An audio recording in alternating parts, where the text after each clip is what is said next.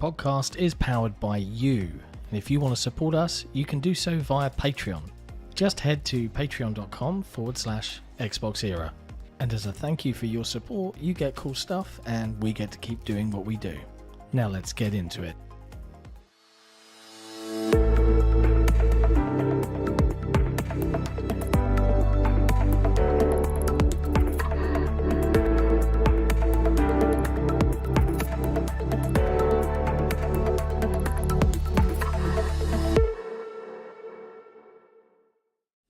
What is going on, everyone? And welcome to episode 123 of what is ostensibly the You Had Me at Halo podcast. As you can see, I am hosting this week, and I am joined by Soulblazerz, a.k.a. Aarsal. Yo. I hate saying your name with my accent. I hate saying your name with my accent, because my accent makes it sound the worst, and I know I say it wrong because my accent is horrible. Oh man, my name it's so bad. It's literally was censored in RuneScape when I used to play it. Like I couldn't type my name. That's what I mean. My accent makes it sound so much worse than it actually is. Apologies for that. Man, and we're also joined by Daniel, aka Knottian. Daniel, how are you? What's going? Oh wait, it's a little bit awkward. I'm not used to you being here. Yeah, that's right. See, we all thought we were on the You Had Me at Halo podcast, didn't we?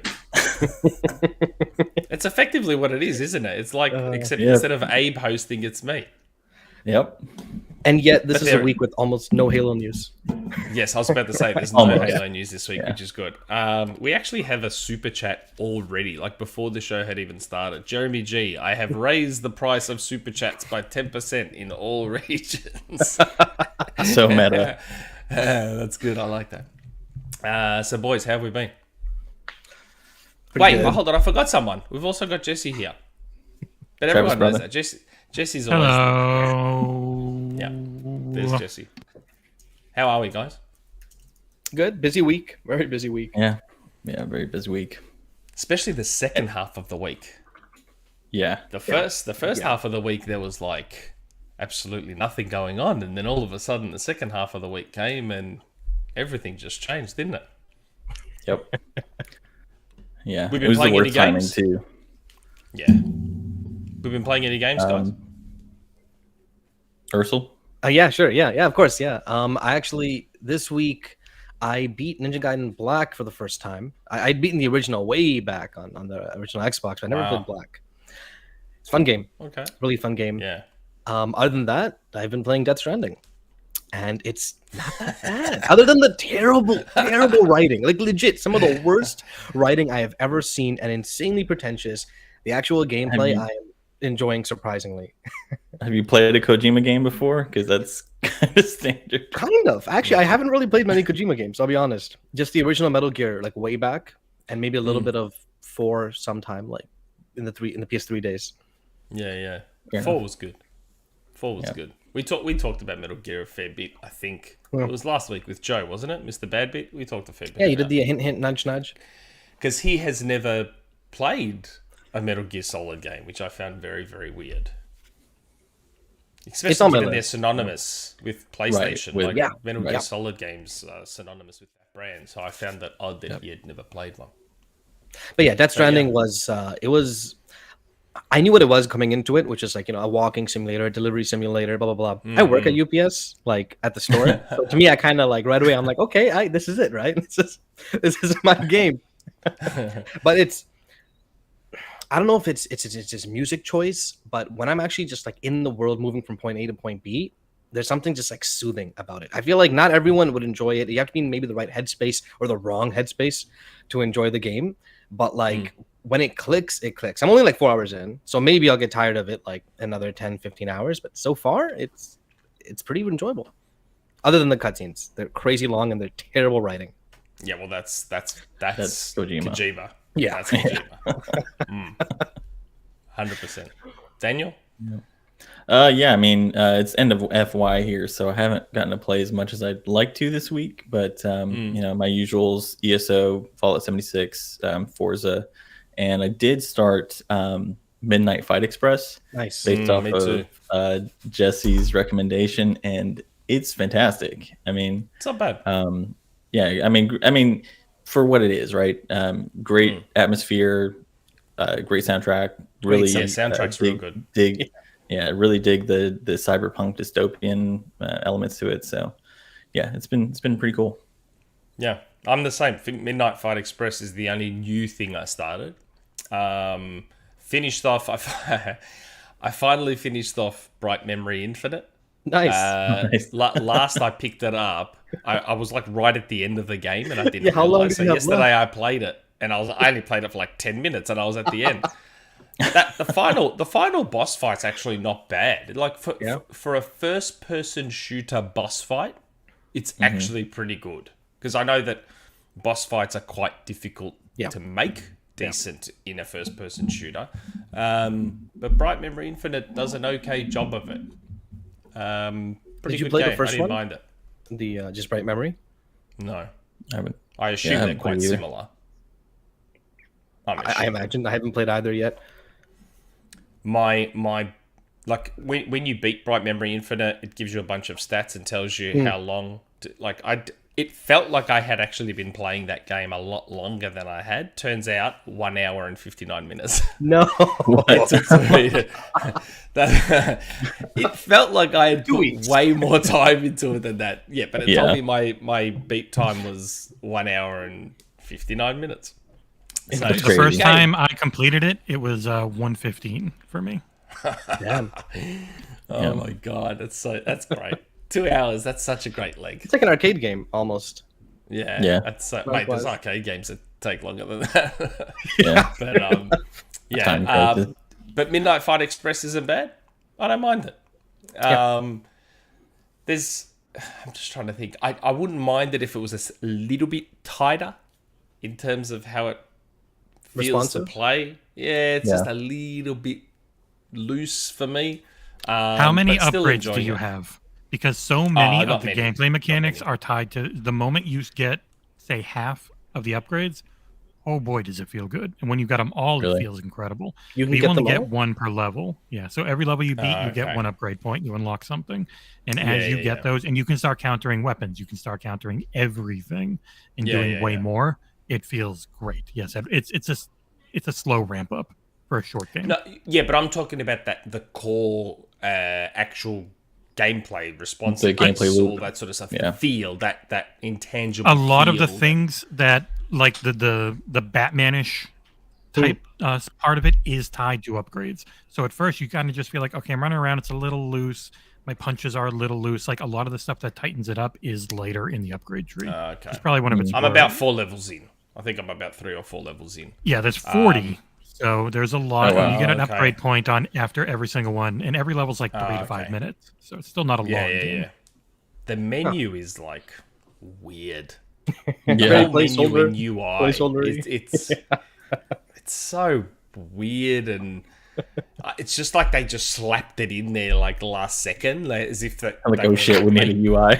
Yeah, exactly. That was about to say it. They're like, oh wait, hold on, we need an actual menu UI for this thing, and they like quickly put it in there 15 minutes before they hit the button to release the game. Like it was just like thrown in there. It's bad.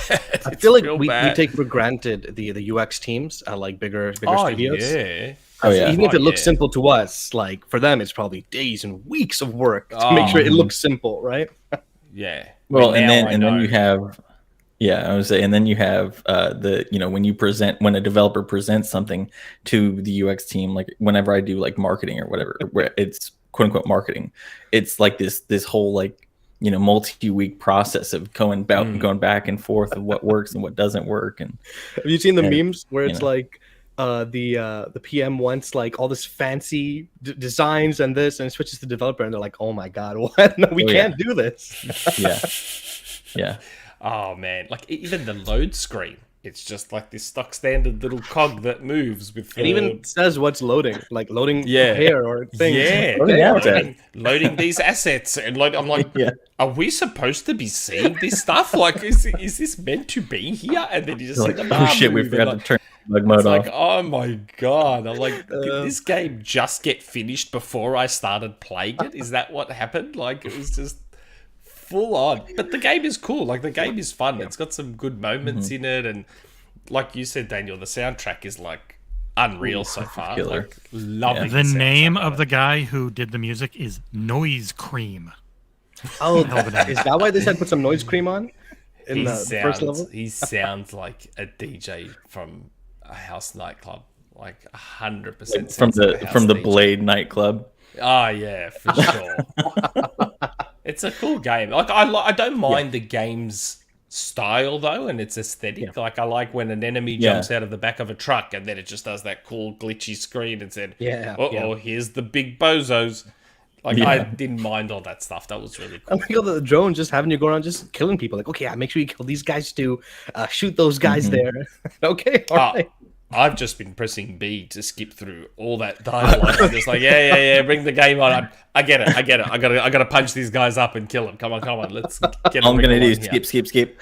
There is Let's get on with it.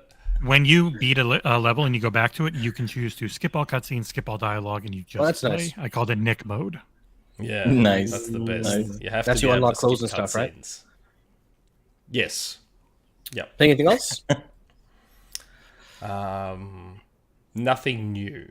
Just my usual stuff. Is turbo thing working for you again, or no, not yet? I have had a few games of Turbo Golf Racing with other people. Nice. I don't know if it adds much to it.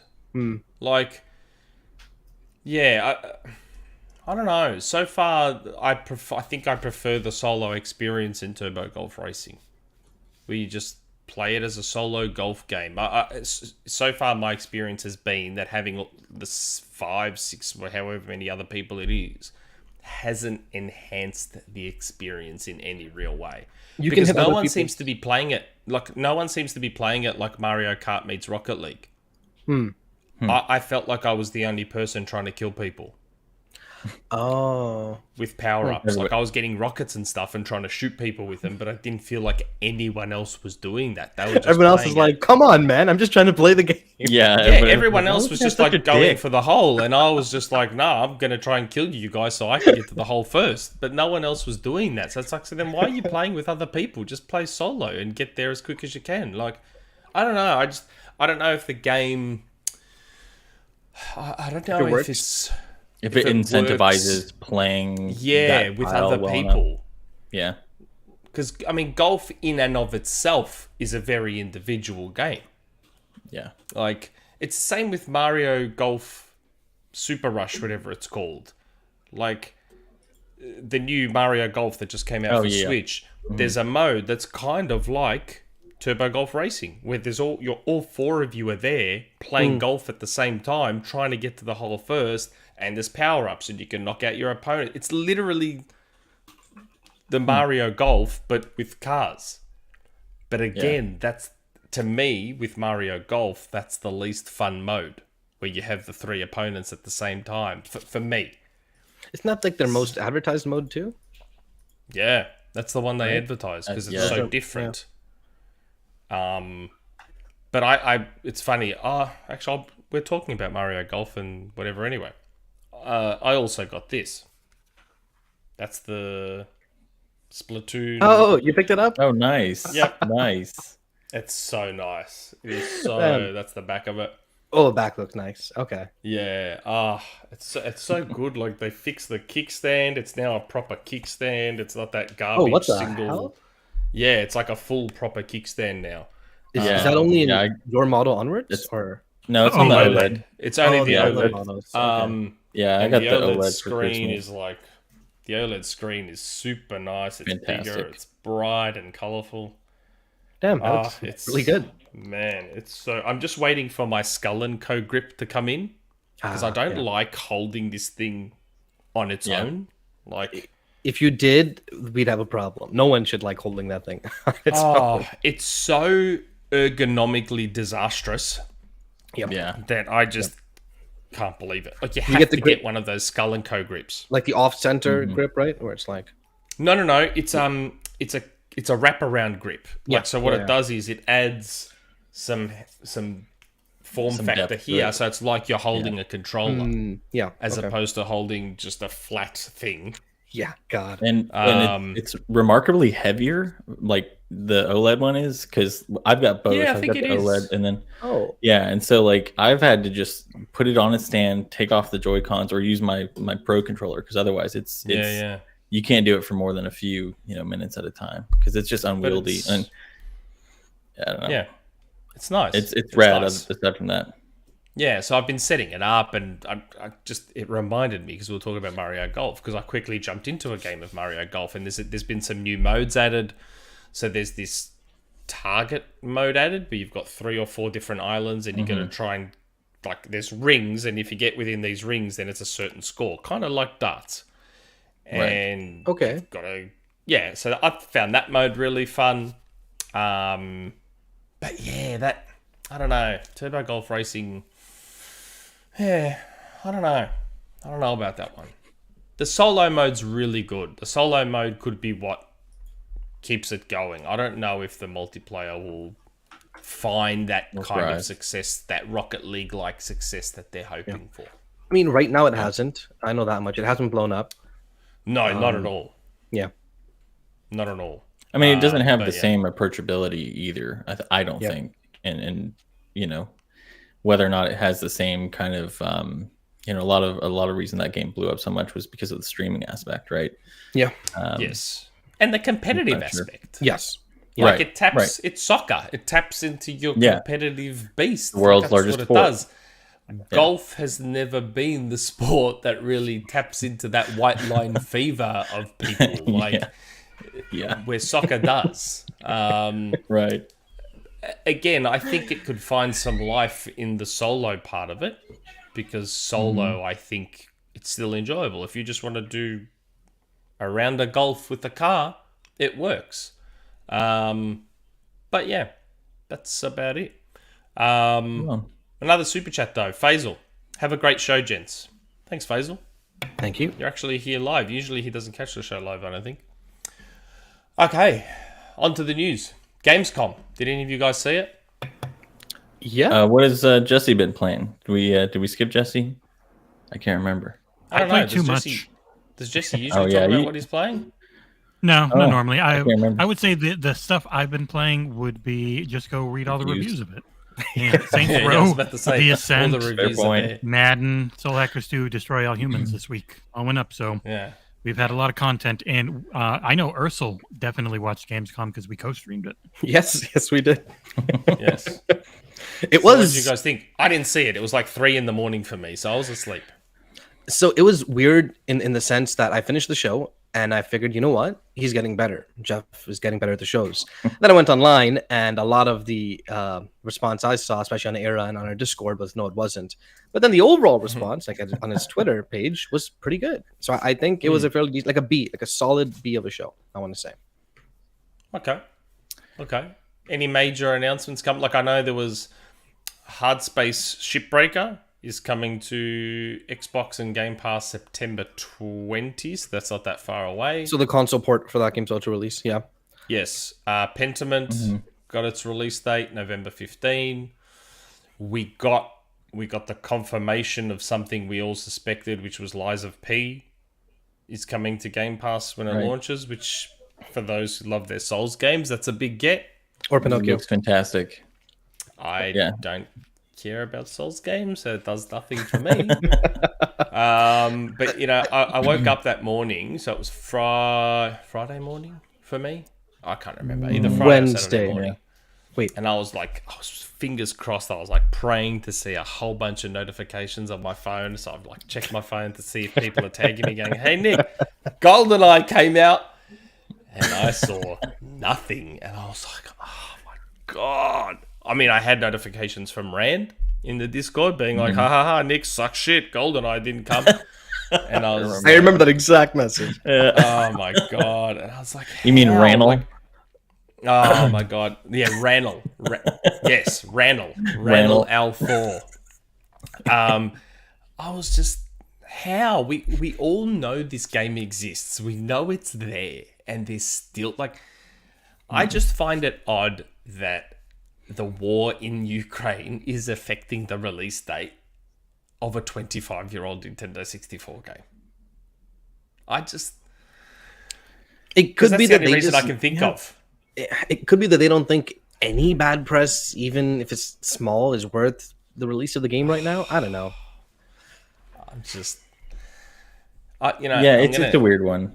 I mean, I should just DM Phil and be like, "Can you just give me a code for it, and I'll just play it? Like, just give me a code so that I can play it, and don't worry about anyone else because I'm the only one that wants to play it anyway." That's no the one thing, else right? wants it. That's right. It won't make that big of a splash when it does release, whenever it does release. You know. So what the heck? I don't know about that. it's hard to judge nostalgia until it's out, right? Because we've seen examples where nostalgia has really amplified the success of a re-release, right? And then other times that it's tanked. And so it's until we've actually gotten it, it's hard to. I mean, we had the Turok. It is GoldenEye, but it's we had the also Quake release. Neither of them made too big of a splash. Right, but I mean, to be fair. Fair enough. Right. GoldenEye was GoldenEye has the Bond fans. It's got the fans who played the 64 original and so like that was at the time like the big I mean at the time it was the biggest first person shooter on console because it changed the game. GoldenEye was Halo before Halo. Yeah. Like it was the game that made console first person shooters a thing. Really? Like it was. It's if Halo had terrible controls. Yeah, but that's a result of the Nintendo 64 controller. Like just like the Dreamcast controller wasn't made for FPSs either. Like there's no without kidding. Dual Quake analog. 3 was terrible. Oh my God, MDK. Like I remember playing MDK 2, which I know wasn't first person, but it had first person controls. Like you're using the face buttons as part of your the face buttons moved. Like, what? But the face, you could have the face buttons move you. And then the left analog stick for aiming, or vice versa, and neither of them felt good. It was so weird. Yeah. Oh my God. You're too young to remember that. Oh no! I remember the Dreamcast. Okay, I remember seeing that Sonic and getting so hyped about it, but never ended up being able to play it. Man, I mean, this is a tangent now, but like, I still remember EB was holding like a pre-release Dreamcast thing, the EB near me. Mm-hmm. And I remember going, they had a whole bunch of Dreamcasts set up all around the store. And I just remember, like, I was in heaven. Like, Sonic, everyone was around Sonic Adventure. And then I'm like, oh my God, House of the Dead 2. And it's on a console. It's not in the arcades. And I was just, oh my God, that was such a special time for me. I was 19 years old at the time. That must have been such an interesting transition for you guys. Going from, like, these games are only playable in this specific location on this giant arcade till we can play it at our house now. The Dreamcast was the first time. Yeah, the Dreamcast was the first time we truly got arcade at home. Like, we got arcade games on the Master System and the Mega Drive, but they were inferior ports. Right. They like San Francisco Rush. Like, so a phrase that has gone by the wayside over the years with the death of the arcades is arcade perfect. Back in the day, that was the phrase. Now we have things like 1080p and 4K and 60 the FPS. actual numbers. Back in the 80s and 90s, it was, is it arcade perfect? Everyone wanted those arcade games at home to be arcade perfect. So arcade was like reference quality, basically. Yes. Right? Every pixel had to be in the same spot. Every polygon had to match. We wanted frame times, everything. Yes, everything. It had to be, and the Dreamcast was the first console really to give us that. Was it a hardware issue? Were the consoles not strong enough? Yes, or was it the arcade machines were just ridiculous. Yeah, I mean, at the time, like that was where you saw a lot of experimentation from the silicon side of things. Was in arcade boards, like I remember unlimited RAM and shit. Like, it was just like I mean, Tekken 3. I remember or maybe it was Tag Tournament in arcade. I remember playing that in arcade and then seeing, God, what was it, PS2? I think, yeah. Yeah, going in and playing that, it was a night and day experience, right? I mean, it was almost there, but those boards that they were putting in there, they were just leaps and bounds and above for the longest time what consoles were doing. Sega's arcade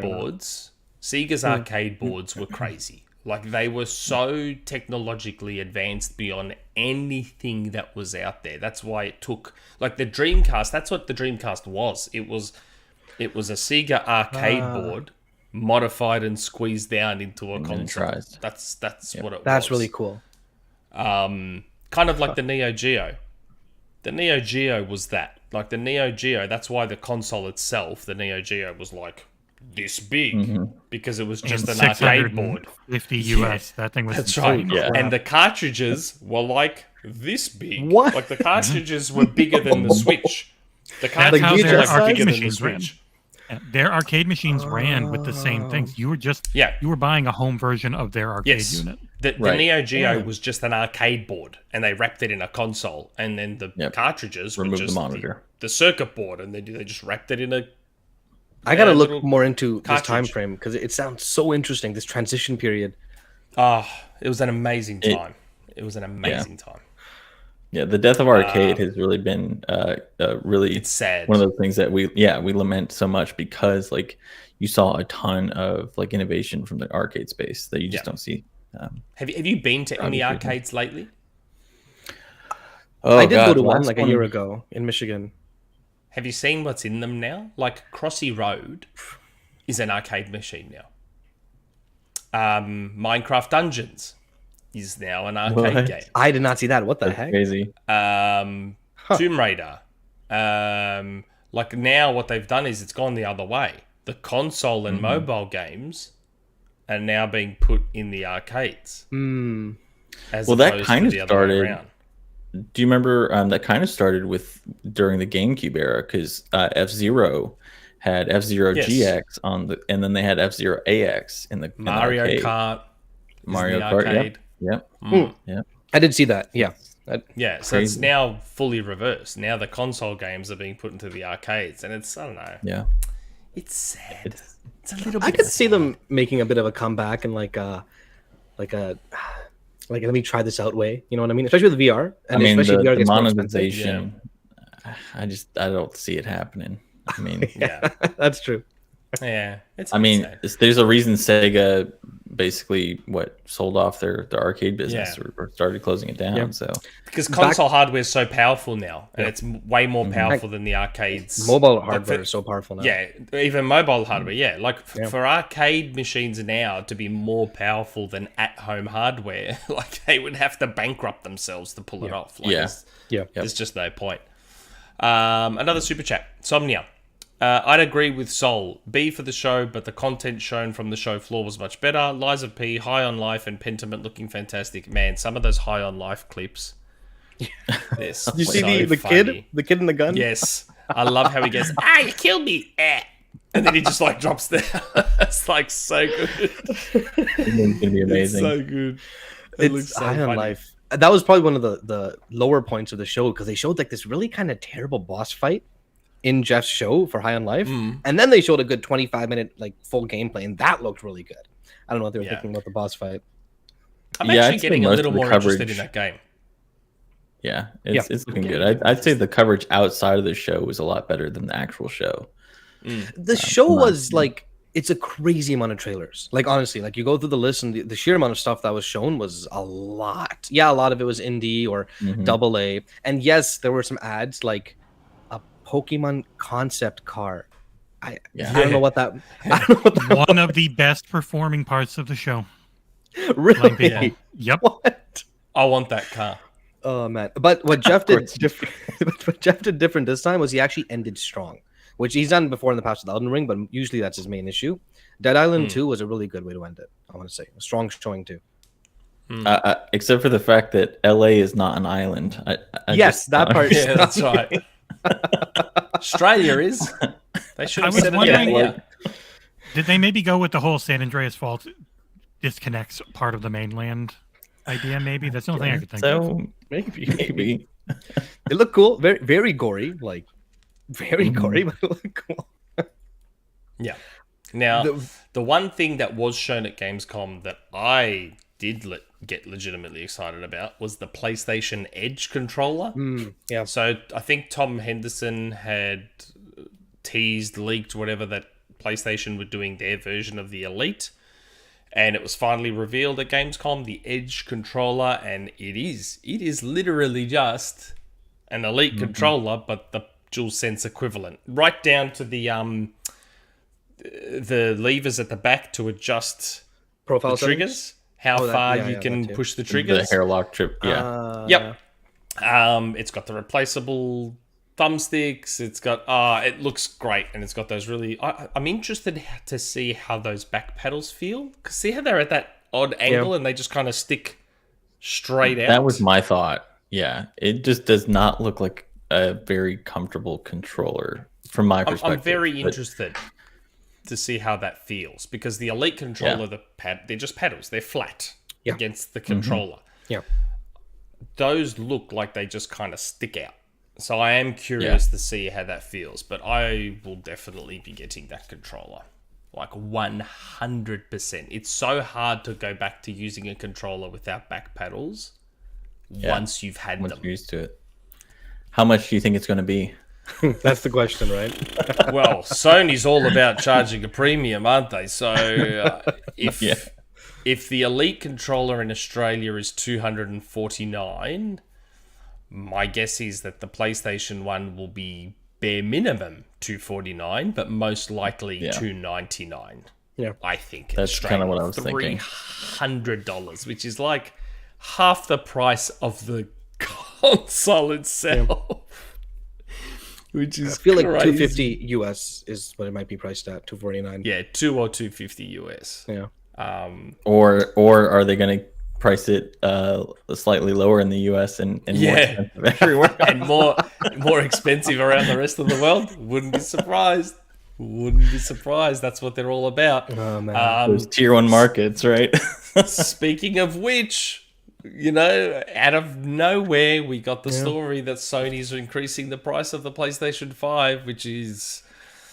I mean, look, they cited inflation and this and that and the other, but then they very conveniently were like, well, the US isn't going to get the price hike. Yeah. Just the rest of you plebs, not the US, which... kind of just invalidated the entire thing, didn't it? Like, right. Had they raised the price in the US as well, I may have believed the inflation excuse. Yeah. This just felt to me part greed, part we need to get a cut of what the scalpers are getting. Yeah. We need to find a way to keep these things in stores for more than 5 minutes. I thought it was purely just to retain their profit margins. I mean, because according to Sony, they're not losing money. That's right. Yeah, that's exactly right. So I mean, look, we've already seen the response online. Like, it's crazy to me that we're seeing people not only defend it, but like almost cheerlead it. Yeah. Like, they're actually like, like PlayStation's like the premium experience. Like, you should be paying extra for it. Oh, God.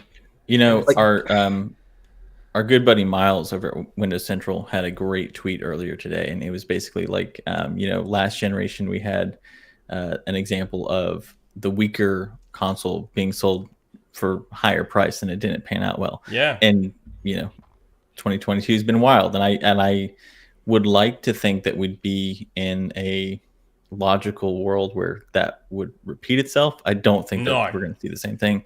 But the fact that you've got Japanese gamers who are already, basically begging for Final Fantasy 16 to be on Steam because they want to be able to play it, and the cost of the PS5 being so much more expensive now.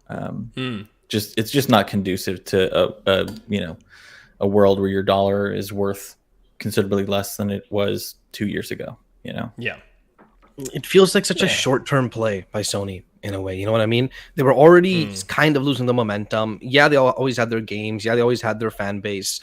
But something like this right now, especially when they're finally getting more consoles in stock, because they are. I've been keeping track of PlayStations. I just picked one up only like a month ago, right? And now suddenly you're like, oh, also we're increasing the price again.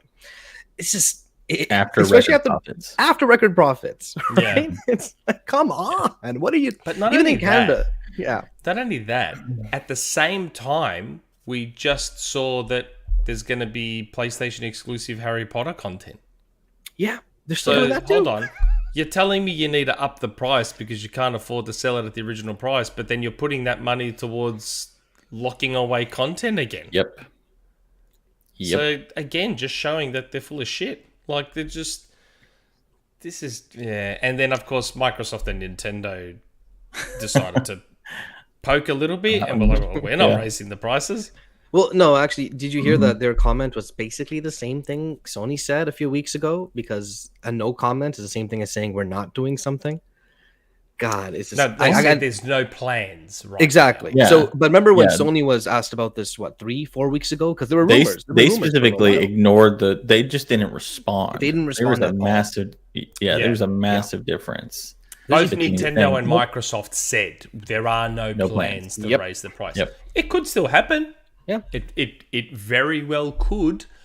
I see the way I personally see Microsoft approaching it is and this is just personal opinion. I think the way they may do it later when all this blows over is they'll up the price on the X, but drop it on the S, and just make the S even more ridiculous value.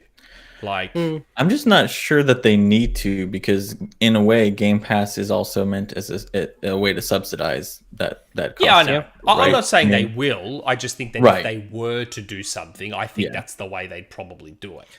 The nice thing about Microsoft is when they price their consoles, they price them, at least here in Canada, they take regions into account. You know what I mean? Yeah, even before this price increase of the PS5, the $500 USD console was still cheaper. Xbox is still cheaper here than the PlayStation by like $30.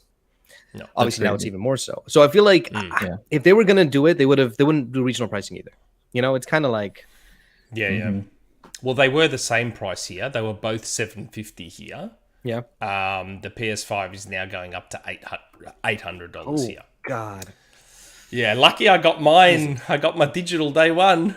It's the early adopters actually win for once with the PlayStation 5. And I was saying that's the other thing too, is like the digital edition is non-existent in North America. So it's a unicorn. It's non-existent everywhere. Yep. And it's not just non-existent. So for them to even, it's intentionally not being like, it's the from what we've seen, the numbers of DEs produced versus disc versions is what, like 1 to 20. Yeah, the digital was a marketing ploy. Yes. They just wanted to be able to say $4.99. They just wanted to be able to say we have a PlayStation 5 at $4.99 with no intention of having that be the major SKU. Yeah. The Australian dollars are weird. Yeah, exactly, $4.99, $3.99 US. Sorry. Got my numbers mixed up. It's multiple levels of scumminess in a way. First off, we had the Quest increase in price, right? But I just sold mine. They told us, oh, really? Oh my God. I just sold my Quest in advance. Hey, by the way, in August, the price is going up. Guess what I did? I went and I bought it before it went up by $150 here, right? Yeah. Why not? Sony's effective immediately. How does that work? Right. You just send a message to all the retailers saying, hey, by the way, make sure you don't sell this at this MSRP. It's going up again. Like, yeah, they would. Yeah, that's exactly, they would just send an email. What happens. They would just send an email to the stores saying, by the way, change the ticket price. Yep. That's one aspect. And then the other aspect is, as someone who's been keeping an eye on literally every single PlayStation drop in my country for the last like 6-7 months, because I'm waiting for it to get a specific retailer, which I did.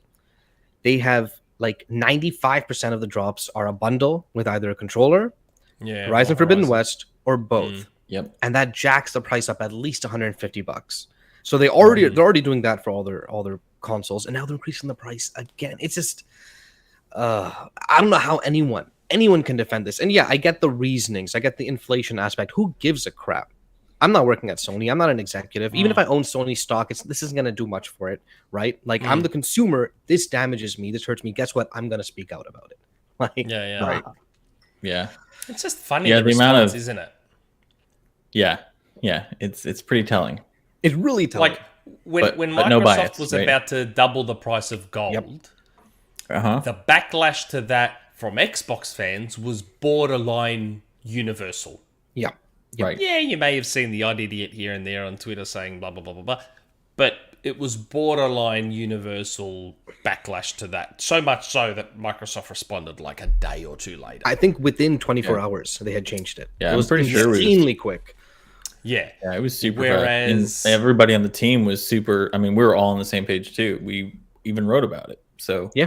you just don't Whereas- see that with As I've said on this podcast a million times before, Sony has this army of what are essentially astroturfers, viral marketers, whatever you want to call them, that are there ready to get the sword and shield out to do whatever needs to be done. Like, some of the stuff I've seen on Twitter is just insane.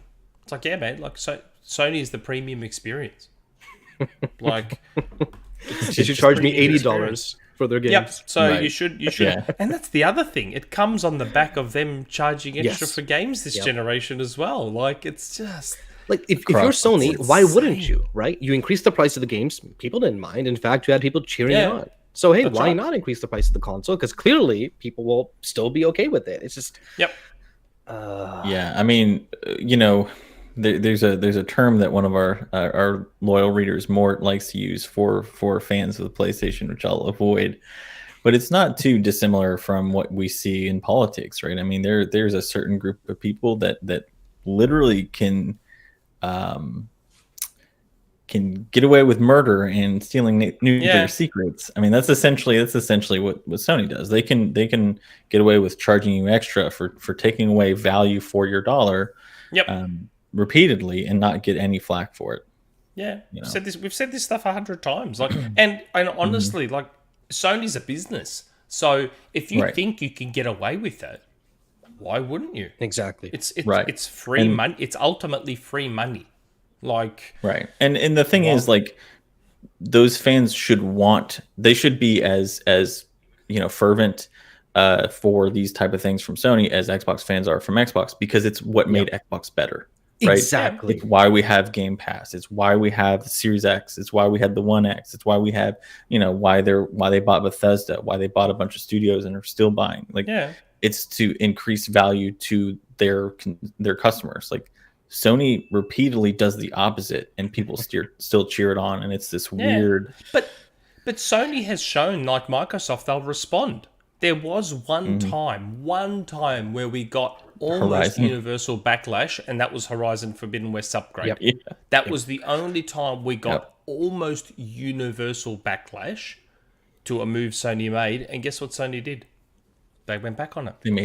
They made a discretionary one-time Yep. modification. But yeah, you're right. If we would consistently see that kind of backlash from anti-consumer decisions that they make, we would probably see a better Sony. We would probably see, a better. Just better for all of experience. us. Even that PAL exactly. thing with the backwards compatible games, people push back on that hard because why the hell are NA games running in PAL, right? 50 frames for no reason. Right.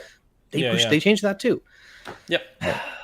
They respond. That's why I find it weird that they have so many bootlickers, because they do respond to backlash, just like most companies do. You know what? It's in a way I feel like they're scared. They're like, listen, Sony makes these phenomenal industry-leading experiences. I don't want to mess with that at all. So whatever they do, they're doing it right. Let's not say anything or do anything. Allegedly, Sony's going to mess with that themselves, aren't they? When they Yeah, put all their exactly. games day one on PlayStation Plus, they're going to mess can't with that wait. quality themselves, aren't they? And Wait. PC. Yeah, and PC, like, Yeah. it's just, man. All I'm going to say is I am glad I got my PS5 when I did. Usually, I regret being an early adopter. Usually. Yeah.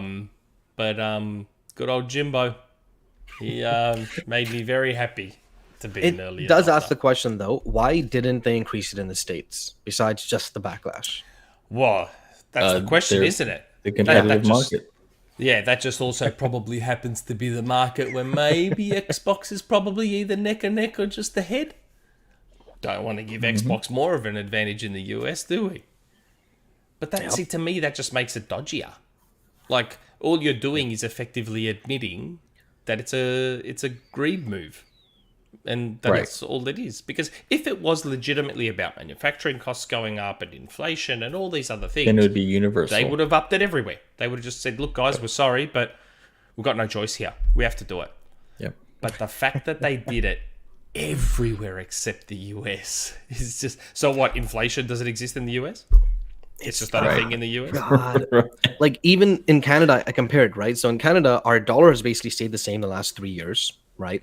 Our inflation is lower than the States. It's still high, but it's lower than the States. Yet ours still went up, but it only went up $20. Not the full 50 or 60 you see in other regions. Only $20. Why? Is this a competitive market too, maybe? It's just like they're so transparent in certain ways, you know? That's what just makes it a little bit slimy. Yeah. Like it's just a little bit gross. That's all. Yeah. It's just a little bit It's gross. nasty. Yeah, For anyone watching, and you haven't already, please take a quick look at the like button. It really helps out with the viewership. And I don't have a fancy way of saying it like John does, so I'm not gonna try. Hit that like button, subscribe, the bell. Jesse usually brings up that little notification thing, and the mouse moves over and goes click, click, click. Isn't that what you have, Jesse? Yes. Oh yeah, You know, I've been running it. Dan, you talked about it, right? Where it's like Xbox users complained their Xbox One was too weak. Hey, guess what? Microsoft made a commitment to themselves. We are never going to have the weaker console again. Done. Yeah. They complained there are no games. Guess what? They invested like crazy into buying studios and making more games. It's clear response from feedback. And if Sony fans realize this... And it's universal. You know, That's me. John, full robot. Daniel's a robot. Yeah, try Your mic rebooting got your gotten browser unplugged. again. A little? Daniel just went full robot, like I full-on normally robot. used to do. oh man, refresh. Yeah, I I refreshed. don't know. Maybe. He just went... I'll just throw myself in front while we wait for him to rejoin. Yeah. He just went full... So that's how I used to sound, right? Yes, that was... Yeah. Woo. Bloody hell. That's Okay, how there you I go. used to sound, wasn't it? Oh, I'm gonna that blame was Comcast. full on. We haven't heard that for a while, and the thing is, Daniel's on a Mac, aren't you on a Mac? I am. Wow, Yeah. It's I thought that was just StreamYard's. StreamYard's interaction with microphones can be weird. I would say that, and the fact that Comcast is like all over the place these days here. So lovely. I was. Um, I'm just anyway. glad it wasn't me for once. I did Do make I a new sound thing though. normal I now? can throw myself in front whenever I want. That's nice. That's cool. Yeah. Yeah, it's just PlayStation fans, man. They eat this up and then they wonder why are they doing this, right? And maybe this will be the wake up call. Maybe it won't because next week they'll show the show or announce whatever. And Oh yeah, like that showcase announcement has to be imminent. Like they've got to cover up this news somehow. But although speaking of covering up the news, Tom Henderson did show that. So we got the announcement that Discord party/voice chat was coming to Xbox. it's already here. That's supposed to also be coming to PlayStation as well. Yeah. I thought the Discord on Xbox was only for the insiders. It is my bad. I ended up signing up for Yeah. Insider just so I could use it. It works pretty okay. well. Yeah. Yeah, but it's at Yeah. not like the deepest tier anymore. It's already at like I don't know Omega, what I think. but I'm not alpha. I know that. Pretty much any tier, Or has it, there's- from what I remember. Yeah, Okay. I think. Yeah, one of mine's on Omega, and I've got it. I think it's pretty close to releasing, like within a month or so. I'd say. I hope don't so. know, but it's great that it's coming to PlayStation Yes. as well. Yes. Because now we're that step closer to like cross-platform Cross-platform. party Yes. chat, which is amazing. Like now we just need Nintendo, who's still stuck in 1947, to like God. Yeah. get on, like, You know- because Nintendo's voice chat solution is utter stupidity. Garbage. Where you've got like the connection to the adapter and the connection to your phone, my and then God. connection to the TV next door, and then there's a connection down the street. And then, And then you get somebody the holding voice rabbit chat. ears. Yeah. The tin cans at either end with the string. Oh and my then you get the voice chat on Nintendo Switch. Mm. Nintendo just needs to let a third party Yes. just take that shit Yes. over. Just like, Yeah. just say to Discord, you know what, guys? Have at it. Have at it. You know- Go for it. You do our party chat for us. Or just give it to Microsoft. Just be like, Seriously. come on, Microsoft. You take care of our party chat. No worries. You guys do it. You already Like- use some Microsoft features on the Switch, right? If you're playing like an Xbox game, or no? Minecraft. Well, Xbox Dungeons Live, yeah. The sign in. Has Xbox Live signed in? I mean, Fortnite just like went around it completely. Their Like own, that's the know- thing. Like in Fortnite, if you've got headphones with a mic, you can just it just works. game chat. It just works. Oh my god, what is Like, Nintendo it's- doing? I know You know, Nintendo is and just that- the worst for that stuff.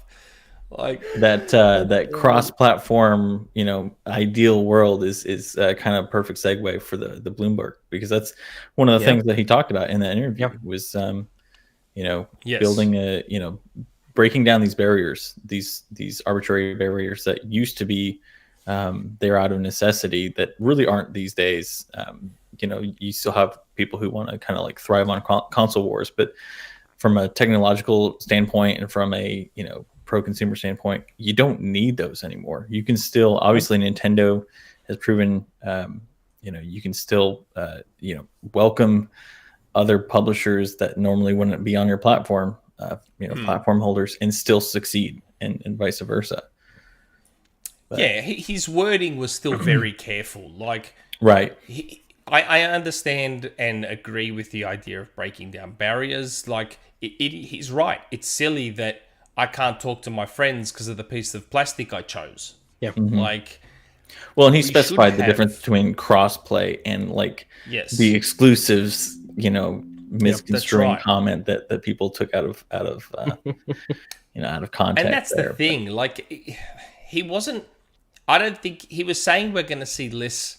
I don't think he said we were going to see less console exclusives in so much as everything's going to be multiplat. I think he was alluding to, we're not going to have as many console exclusives, but we are still going to have platform exclusives. Yeah. Because if you look, both Microsoft and Sony have remote play, have streaming, have PC releases.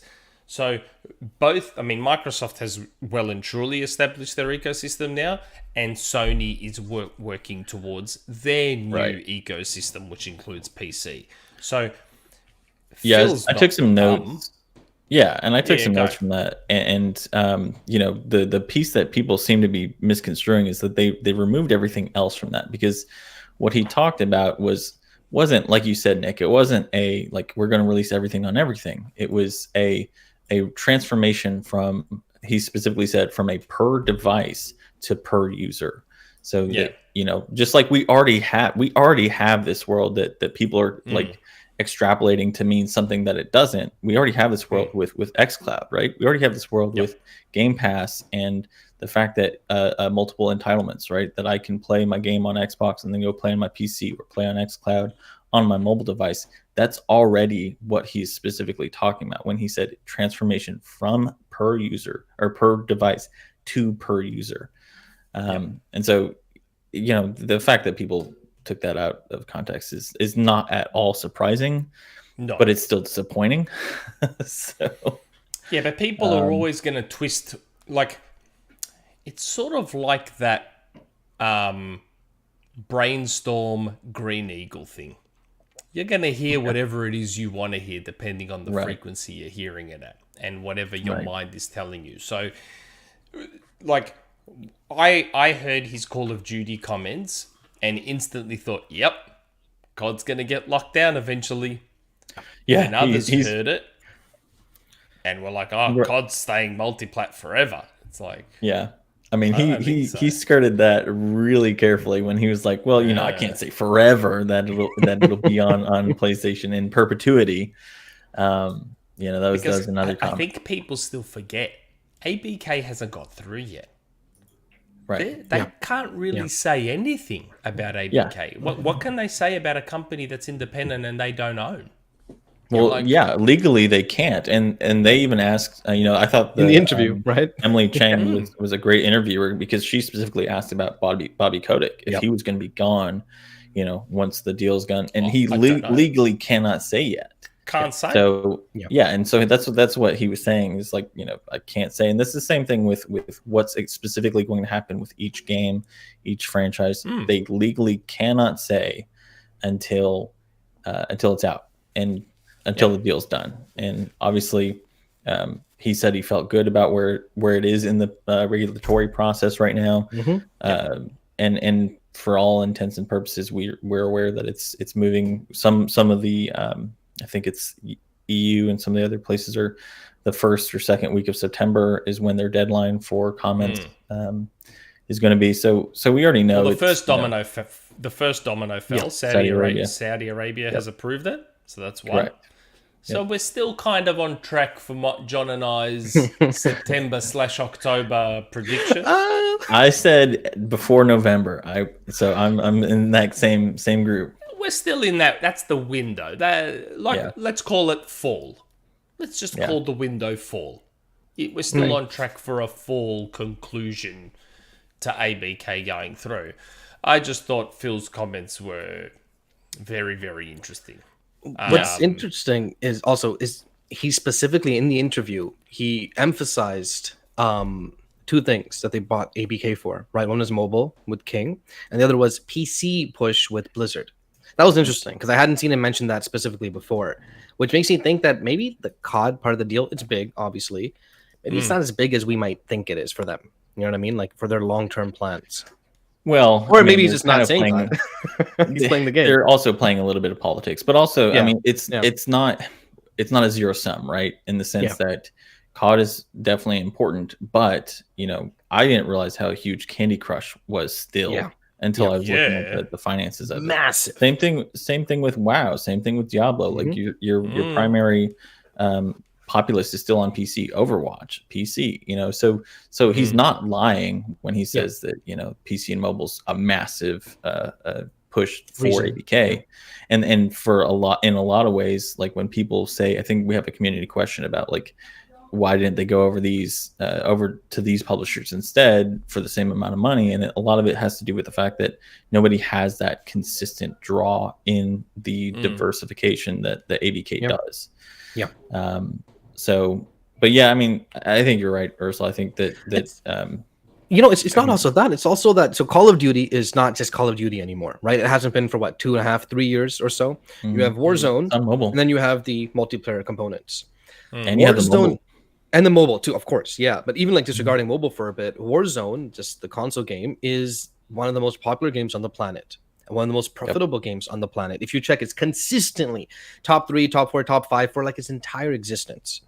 We've only seen 2 CODs, I think, released during that time, but neither of them have obviously been as popular consistently as Warzone has.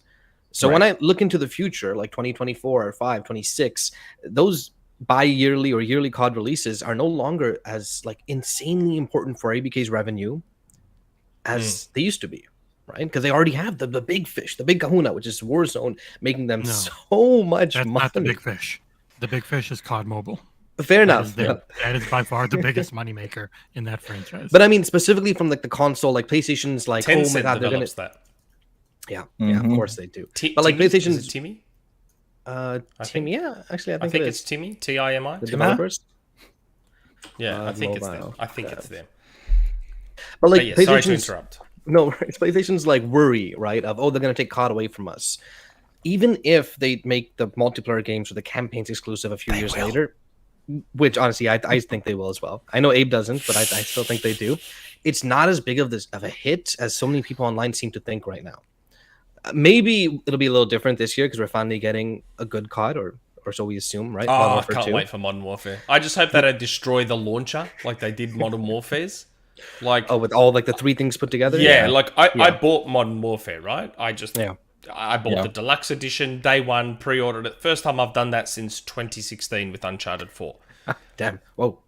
And like it's now an unrecognizable app. It's not even Modern Warfare anymore. It's now they've just completely overrun it with Warzone, and Modern Warfare, the game I bought, is now buried inside of it. They cannot do that to Modern Warfare 2. Like, they have Warzone now as its own thing. Let Warzone 2 be its own launcher, and let Modern Warfare 2 be the game I buy. Yeah, it has to be. It's especially frustrating if you have like Vanguard and Modern Warfare because it's not consistent. Yeah, it's not consistent, right? Because like, okay, so I have the next gen version of Vanguard, but it launches the Modern Warfare launcher to get so bad. It's so obtuse. Like, it's bad. And you can't tell what you have installed, what you don't have installed, especially on the PlayStation 4, God. which is where I tried playing it once. It's so bad. So it'll be really interesting to see, like, let's say December this year, right? I want to see the most played charts in Xbox, and I want to see where Modern Warfare 2 ranks amongst like Warzone, right? Will it overtake it for a bit? Will it still go back down? We'll see how that goes. Yeah. I had some other notes that I thought touch on really quick. He had some great comments that weren't directly related to ABK and some of the other things. Like, obviously the unions discussion was brought up, and I thought he had a great answer. Obviously we know that Microsoft has specifically said that they will recognize the Ravensoft union. And we've seen other members of the Microsoft leadership team basically say, hey, we are not going to stand in the way of Xbox employees wanting to unionize. And Phil reiterated that when he said that we didn't view this as an isolated thing, in the sense that we wanted to make a public stance to say, hey, look, if this is what our employees need to feel safe and to feel like their representation is valued, then we're for it. And I thought that's especially, given what we've seen with some of the other tech giants, I think that's a massively important thing to touch on and to applaud, because again, when we ask, when we demand better, we should be getting better. And that's one of the things I think Phil especially has been doing great with Xbox. He touched on the metaverse. Yes, that was a fun answer. He specifically said, on NFTs as well. He did. Yeah, that was my next note. Yeah, he said, for the metaverse, gamers have been in the metaverse for 30 years. Like, we've already had our avatars, we've already had our shared world. So he's it seemed like he's tepid on it. So definitely the same with crypto. He specifically said that games that are built for NFT, basically they're taking that old like Gold Farmer, what we used to see with WoW and stuff like that in China, for example. And he basically said you're taking that element and making players a workforce, and so he's he's definitely taking a stance against it. I think he thinks that there's a world where there's some form of crypto involvement that isn't. He said he wouldn't completely dismiss new technologies. Right. But at the moment, they're predatory. Yeah.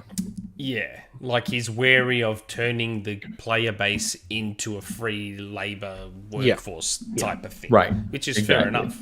I mean, you see who pushes the crypto games, and you're like, it's a bunch of suits or a bunch of like Silicon Valley like investors, right? VCs looking for just money from us, and say, well, chill. But there's no. They obviously have no idea how game development works, how game engines work, how any of that stuff works. So all they see is the opportunity for dollars, and that's it. The interview is another. Sorry, go ahead, Dan. No, go for it, man. I was just saying the interview is just another notch in the wall for, hey, Phil's a person. He's not just some dude in a suit, right? Yes, he's not my friend. He does work for $1 trillion company, blah blah blah. It's a business, right? He's not just a PR guy. You look at the interview. He talks about how he started off gaming on like the Commodore. I don't know what the old stuff was. Well, the Atari. The Atari. Okay. Yeah. You're so young. But like he talks about that, and like even when he brought up like Gold Farmers, I'm like, yeah, this is someone who's actually like played this. He talked about how he has been caught playing games during meetings by Nadella. I made a note of that too. Yeah, and that's the thing. Like Phil is the reason he's so likable is because it seems at least that he's genuine, right? Like we know him as a guy who started out at a CompUSA or something like that, selling computer games to interning at Microsoft to being a developer, and now to where he's at, and to being on the XboxEra podcast. Yeah, when he was podcast. We got to talk to him before and after, and he was exactly what he was. Just really nice. That was like I'm pretty sure that was the high point of his career. Yeah, definitely. He peaked right there. That was. I don't think he's had a moment that impactful. What took me by surprise was when he talked about how he really separates his work and private life. I didn't expect that. I'll be honest. I thought someone like Phil in his job position would be basically working 24/7. Constantly taking meetings, constantly taking calls. There is no stop. But it's playing Destiny 2. Yeah. It's not. Yeah. It's like if he's not at work as in 9 to 5 work, he's then playing games when he gets home, and it's usually Destiny. That's his job. Oh man. And it was a good interview. Yeah, it was a really good interview, especially like we often especially somebody who's on the acquisition thread all the time, we always talk about who are they going to get next, all that kind of stuff. But one of the things that I thought was great to hear him talk about was that their goal, not just in acquisitions or anything like that, but their goal in kind of fomenting a development environment is to expand their geographic and demographic diversity, right? So they're talking about Africa being a continent of more than 1 billion people, and how like he still says this, for multiple times now that he thinks that we're going to see the next big revolution of game development from Africa. And he talks about how it's the cloud is part of that kind of that game plan, not just because it gives players the ability to kind of play in when they may not have had without hardware, but the cloud tools that they're developing now into the game dev the GDK, so that developers can play or can develop again without necessarily having local hardware. And that there is such a massive, that's huge. How cool is that? You can develop a game, let's say theoretically you can develop a game without ever owning an Xbox, and you can play that game on it's so cool. It's super cool, especially because it really does, it really lowers the barriers for what used to require thousands of dollars to get in the game to be able to develop now doesn't. And the fact that they want to be on that forefront, I think is pretty cool. But the last note that I made that was really awesome was that in this, for some of us that still work remotely, some of us that work in a hybrid environment, or some that are back in the office, he specifically said that for him, working in the office is, like you said, Aarsal, is how he separates his personal from work. And for him, it works. But he specifically said that people have to work in a way that works for them when he was asked if he wants everybody back in the office. And I think having a executive at his level in a corporation at that size saying that is massive, because I think that, that's one of the things that we still deal with is what does the return to work look like? When does it happen? Does it happen universally? So the fact that you've got one of the largest corporations in the world having their leadership saying, look, it seems like it's a choice of the employee. Yeah. That's massive. And it'll be massive for recruiting purposes too. Yeah. I mean, I could speak to that one, but I don't want to get in trouble. So. I mean, we had, was it Sawyer that brought up where he's like, listen, places that are going to like not accepting remote work, good luck in the future, or forcing people to come back into the office. The world changed, man. COVID changed the world. It's just reality. You can't put the toothpaste back in the tube. Yep. But no, I thought it was a good interview, and it was funny to see people glean what they wanted to from that interview. Well, if you take 3 words and then remove the rest of the sentence, you can kind of make that, whatever determination you want from it. Yeah, But, very much so. So moving from the ABK acquisition, Amazon. So this was interesting yesterday. Like out of nowhere, we suddenly had reports of, Amazon's about to announce that they're buying EA, and everyone's like, whoa, things are about to get very, very spicy. And that was reported on by GLHF, I want to say. Yeah. Good luck, have Good fun. luck, have fun. Have fun. Yeah, good luck, have fun. That according to their sources, Amazon were about to announce that they were buying EA, which was quite swiftly Like an sort hour. of shot Like an hour and a half, down. maybe. Well, yeah, stuff like that usually takes a day or so. This was like an hour or so. I found that interesting. Like, I was talking to Kirk, and as you all saw, Kirk's in the Discord now. Like something like Amazon buying EA, that doesn't just come from nowhere. right. Like, Yes. it's like, to those that I saw dumping all over Kirk, it's not like Kirk just woke up and made and it was up. like, you know what, I'm just going to decide that Amazon's buying EA. That's just Right. the thing I'm going to decide to say. He would have got that info from sources who have given him good info in the past. Yeah. As someone with a little bit of experience in this area, he would have got that info from someone he trusts, who possibly got it from someone they trust or whatever. The only part of this that I reckon, because they were very specific, they were like, Amazon's announcing this today. Yeah.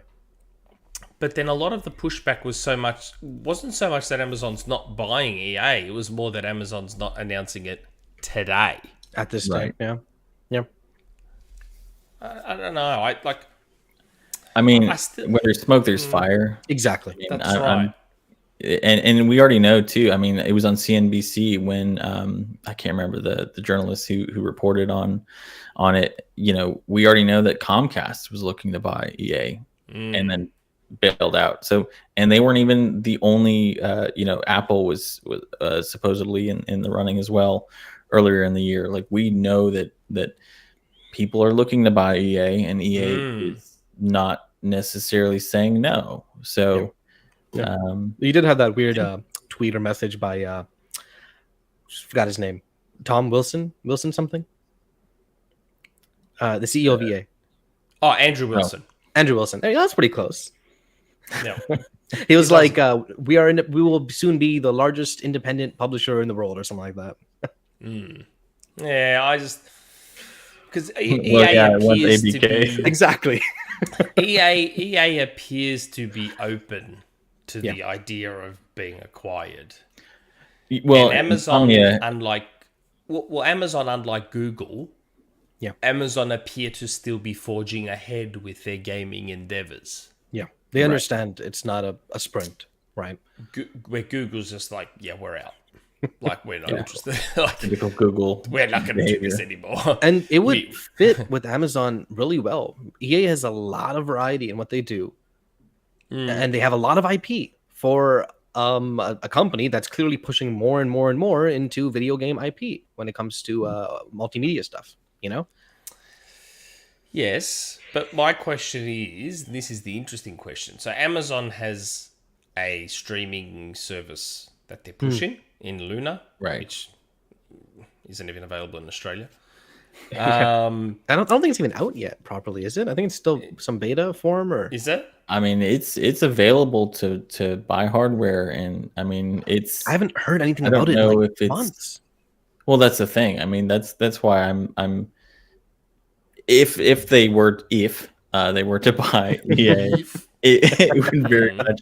I don't think it would amount to exclusives at all. I think you'd get incentives on Luna, but I think even Amazon's aware that their Luna platform is still not matured to the point that they think is profitable long term.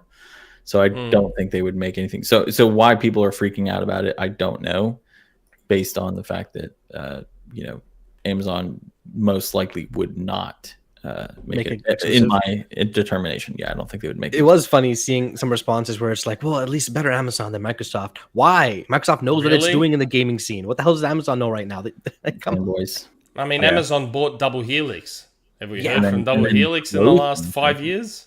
Yep. Like, Double Helix were on the verge of becoming a top tier studio. Like, they just had back to back the amazing Strider and Killer Instinct back to back. They were on the verge of becoming one of the top tier studios, and then Amazon buys them and just turns them to nothing. Probably one of Microsoft's biggest misses, I want to say. But the problem was that was happening at a time when Microsoft was on the verge of pulling the plug on Xbox altogether. Yeah, exactly. Like, the last thing they were going to do was buy a studio. Like, had we just shifted things over by a few years, Double Helix would probably be an Xbox game studio right now. Yeah. Crazy. That's what I mean. Like, had everything just happened a few years ahead, Double Helix 100% would have been one of their targets. Yeah.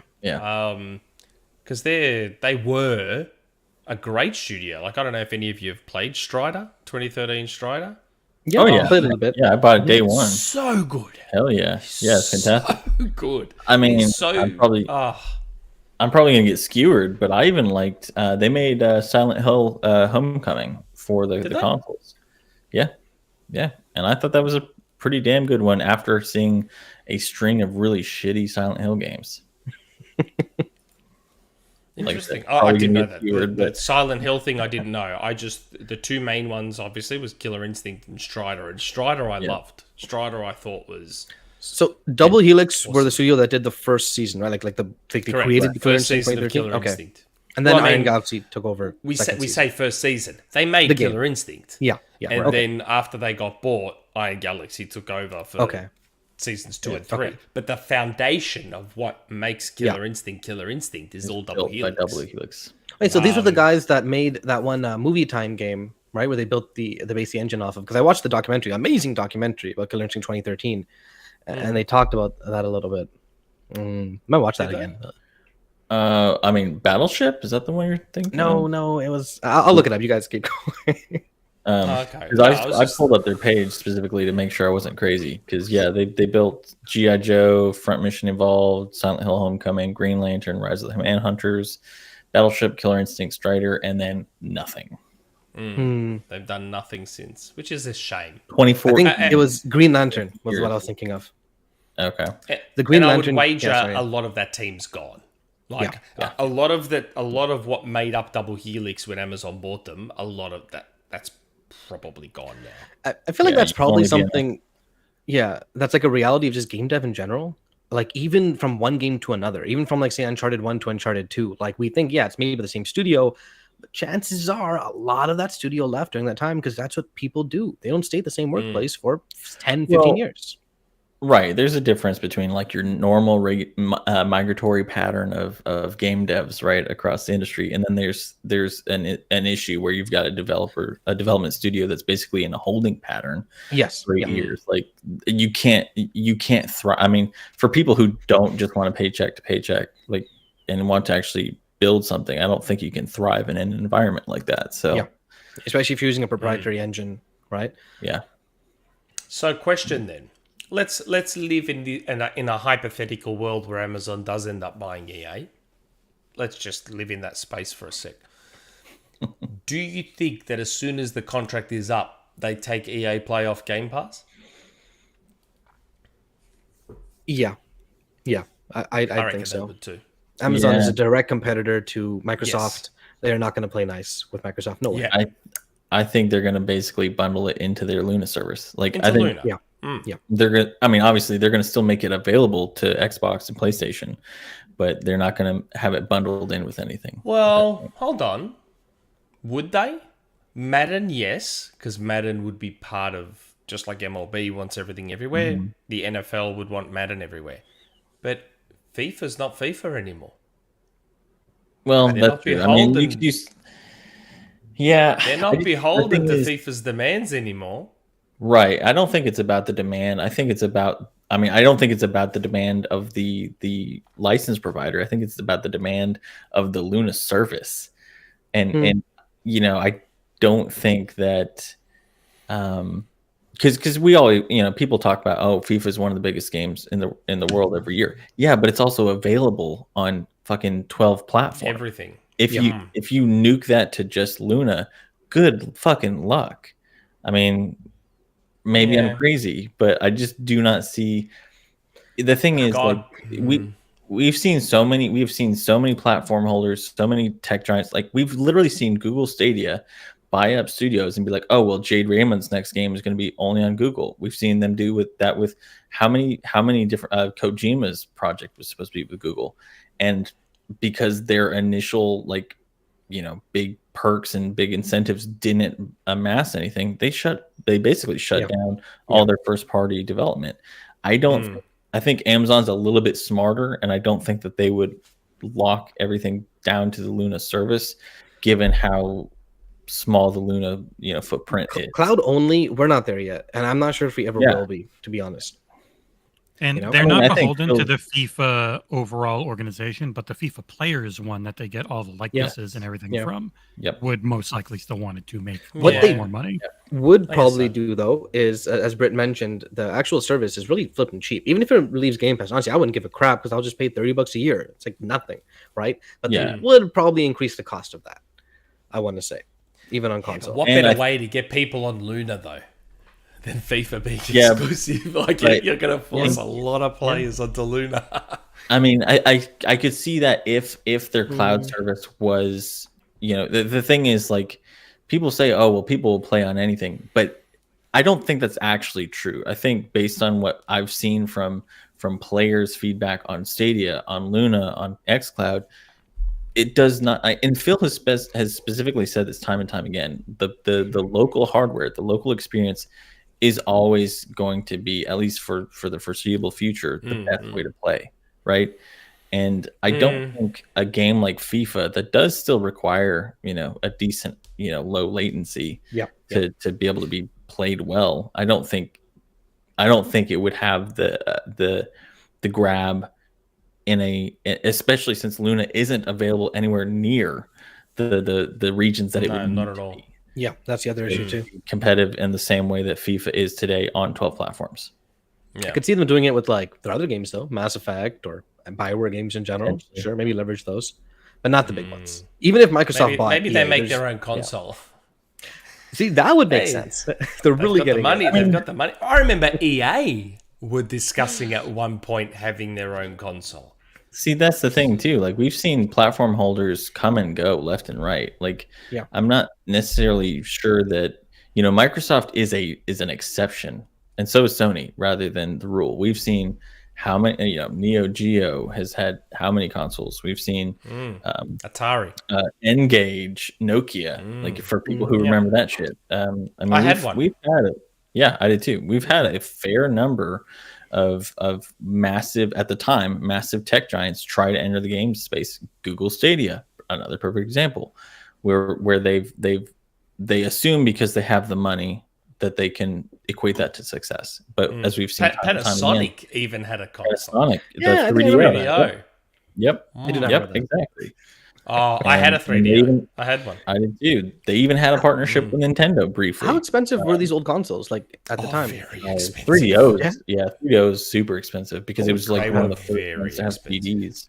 They were making their own parts was the main thing. The 3DO was like $700 or something ridiculous. Yeah, and then, like, Sega had this very short window of licensing out their hardware, and JVC made JVC Wonder Mega, which was like a Mega Drive and a Mega CD. So instead of having the Tower of Power, you had this all-in-one thing, which took both the cartridge and the CD. Like it was Sega's hardware. Yeah, it was Sega's hardware inside it, but on the outside it was JVC's branding and casing and all that sort of stuff. Right. See, it was this very small window where Sega was like, "Hey, what if we just let other companies make our stuff? What if we do Yeah. that? It didn't last long, but it was something hell? they flirted with. Man, so it's not easy then, right? Getting into the hard console No. space. No, I mean, even Microsoft not at struggled all. a lot. In fact, they got lucky in a lot of ways with their Microsoft- original Xbox. Well, Microsoft also did- invested more than most would have. Yes. Yeah. Microsoft bled. They They bled. did, yeah. And they went in knowing they were going to bleed. So if Amazon But they still did was fight to- for it so badly. Like, Yes.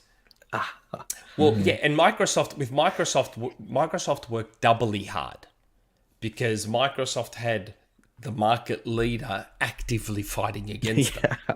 Yep. Where if Amazon were to come into the game now with a console, they wouldn't have Microsoft and Sony actively fighting against them.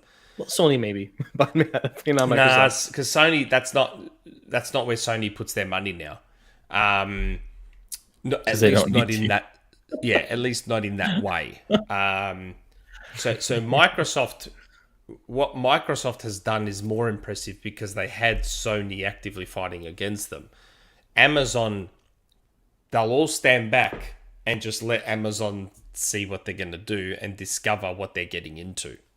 Because it's what Google did, right? So, we all remember, I gave Google Stadia 2 years, and it's been about 2 years and they've effectively quit. Yeah. But Google just thought they could just come in and, we all remember the red carpet where they were talking about gaming history, but they were showing a bunch of failed consoles. They were showing Ataris and the Dreamcast and this, that, the other. It's It was an Omen. they were already off to a bad start. They didn't even get to their own promises, like the YouTube play directly into it and stuff. Oh, yeah. Right. God. Yep. So much cool stuff that had they Yeah, pulled it off yeah. would have actually been real cool. Amazon would have to do it the Microsoft way. So if Amazon were going to get into the console space, they're going to be like, all right, we fully understand that for the next 4 years, we are We're going not to gonna make profit. bleed billions. We are going to bleed absolute billions. But as long as we make the right moves and push the right technologies and blah, blah, blah, blah, blah, there'll be light at the end of the tunnel. We'll get through on the other side. And that's the bet Microsoft made. Microsoft were like, okay, we're going to bleed, but we're going to push for broadband. We're going to push for online gaming. We're going to push for persistent storage. We believe in these things, and we're going to get through to the other side. And they did. Amazon will have to do it the same way. Amazon will have to say, if they were to buy... Because, again, we're speaking in hypotheticals now. If they were to buy EA, yep, we believe in the strength of FIFA, EA Sports Football. We believe in this, we believe in that, we believe in streaming, and they're going to have to push hard and understand that there is a chance they lose billions of dollars for no game. They have to do it knowing that. Google didn't realize that. Google just thought that they would just walk in the door and be cool. Yeah, and that's kind of a Google move, right? I mean, Apple in a lot of ways does kind of the same thing, where if they don't immediately make ends meet, they bail. Yeah. But yeah, I mean, again, Google thought they could come in and because they had a ton of money and had a couple partnerships, and that was all they needed, without realizing that I feel like not a console, but the next battleground's already here. The next big battleground, it's already here. They're getting ready for it, and that's The subscriptions. the subscriptions, yes, but more importantly, the hardware for the next battleground is going to be televisions. I personally think no Chromecast, none of that stuff, just televisions themselves in the next 10, 15 years. That's going to be, okay, how do we get people to use our service on their television 10 years from now, let's say, right? Because I don't know, it kind of feels like it's moving in that direction with cloud being more and more popular, with xCloud coming to Samsung TVs this year, right? And presumably every year afterwards. But they'll all have their apps on there, though. Yeah. So They it's don't still have going to the come back gaming to apps ecosystem. on there yet. Like, yes, that's for sure. But I mean, as though it's like Amazon, they wouldn't make a console. They would just try to push this even more. Meaning they could still buy a giant publisher like EA, even if they weren't planning on making a physical console. If they think This is where the next Microsoft, and again, this is what I come back to in Microsoft believing in what they're doing. So Microsoft have been making moves for the last 10, 15 years. Yep. Yeah. Some of them now unwillingly, because remember, they were about to pull the plug on Xbox. Yeah. But Microsoft have been making moves that are now going to bear fruit 10, 15 years later. So Right. in the gaming world in 10, 15 years' time, Microsoft will effectively be the only player that has a finger in every pie, in cloud, right. in Console, console PC, hardware, in TVs, PC, Mobile. in mobile, in everything. Like, they're the only one. Sony will be close, but then Sony will still also be leveraging Microsoft's platforms. So Sony will be using Azure for streaming. Yeah. They're going to be on Windows, on PC. That's Microsoft's platform. So Sony will be second in terms of having everything covered, but a part of that will still be underpinned by Microsoft anyway, which goes back to what Nick. I've been saying. You don't think that they're going to put PlayStation games on Apple devices now that Apple's so into gaming? Yeah, wow. Considering that's a joke. I've been Apple has tepidly dipped their toes in gaming more times than I can count. They showed off Resident Evil Village on their new Apple Silicon recently, but until I see mass adoption, it's a not. It's all like baby steps, kind of like dipping their toes in a little, but not fully committing. Look, I tried playing Fortnite on this Mac that I'm on right now, and oh my god, I bet it was terrible. It's not optimized for the M1. It's not optimized for the Apple Silicon at all. And the Apple Silicon's powerful enough. Like, it could probably run Fortnite at 1080, 120. But in some instances, not optimized. At all. Look, when I say not optimized, I mean down to the menu not working properly. Oh my god. Oh yeah. It's broken. This is what I like. Software engineering is what I do for the Mac platform, and it's always hilarious to me that you'll see a diagram of their GPU competing against the 3090, but they always cut off 90% of the graph, right? Because they're not showing at a per watt use, or they're using it at a per watt rather than actual full scale, because it's not like you can only use 20 watts on your 3090. It's all or nothing. So until they have a dedicated GPU to begin with, because I don't care what anybody says, we have seen it time and time again. An APU, which is what Apple Silicon is, cannot compete with a dedicated graphics card like that. So it's a non-issue. I just wanted to make a joke that we've expanded on. I gotta interrupt you because this is one of the most beautiful things I've ever seen in chat. Oh my god! Let me put this up on screen. Random. What Did they finally finish? The best thing was that GoldenEye is still nowhere to be found. Hopefully they just cancel it, right, Nick? I think there's a typo. I thought his name was Rannel. Ranel Alpha. GoldenEye was nowhere to be seen. He knows it's coming. We all know it's coming. GoldenEye's coming. You guys can make fun all your. We have seen the achievements, right? Yeah. Yes, the achievements were on the Xbox website. We all know it's coming. Oh my god! But yeah, I don't know. I still can't shake this feeling. Apple's going to try and buy Sony. I can't. The entire company. Yep, the whole thing. Because every single part of Sony fits with Apple. Every single part. Down from you're right. Not just from a company, not just from a company ethos perspective, just everything. Every single part of Sony's business aligns with Apple's and what Apple are looking to achieve. So I think Apple's already using Sony for their lenses in all their cameras. They are. So they would just own that business now. Sony owns movie and TV studios. Perfect for Apple TV Plus. Right. Sony runs a TV business. We had been hearing rumors of Apple wanting to make their own TVs for the better part of a decade. They would now have the ability to do that. Yeah. They would now all they would do is take the Bravias, put an Apple logo on them, and sell them for an extra $500. Right. Jesus. Apple, we were even hearing rumors of Apple cars, right? Oh, that's still a thing. What did Sony just unveil? Big tech, man. Holy crap. They just unveiled 2 electric vehicles. Everything Sony is doing. And let's be honest, Apple has been building towards becoming an unregulated bank. Sony has life insurance, which again would fit Sony's life so insurance? nicely into What the hell? It is The so life dystopian. insurance- God.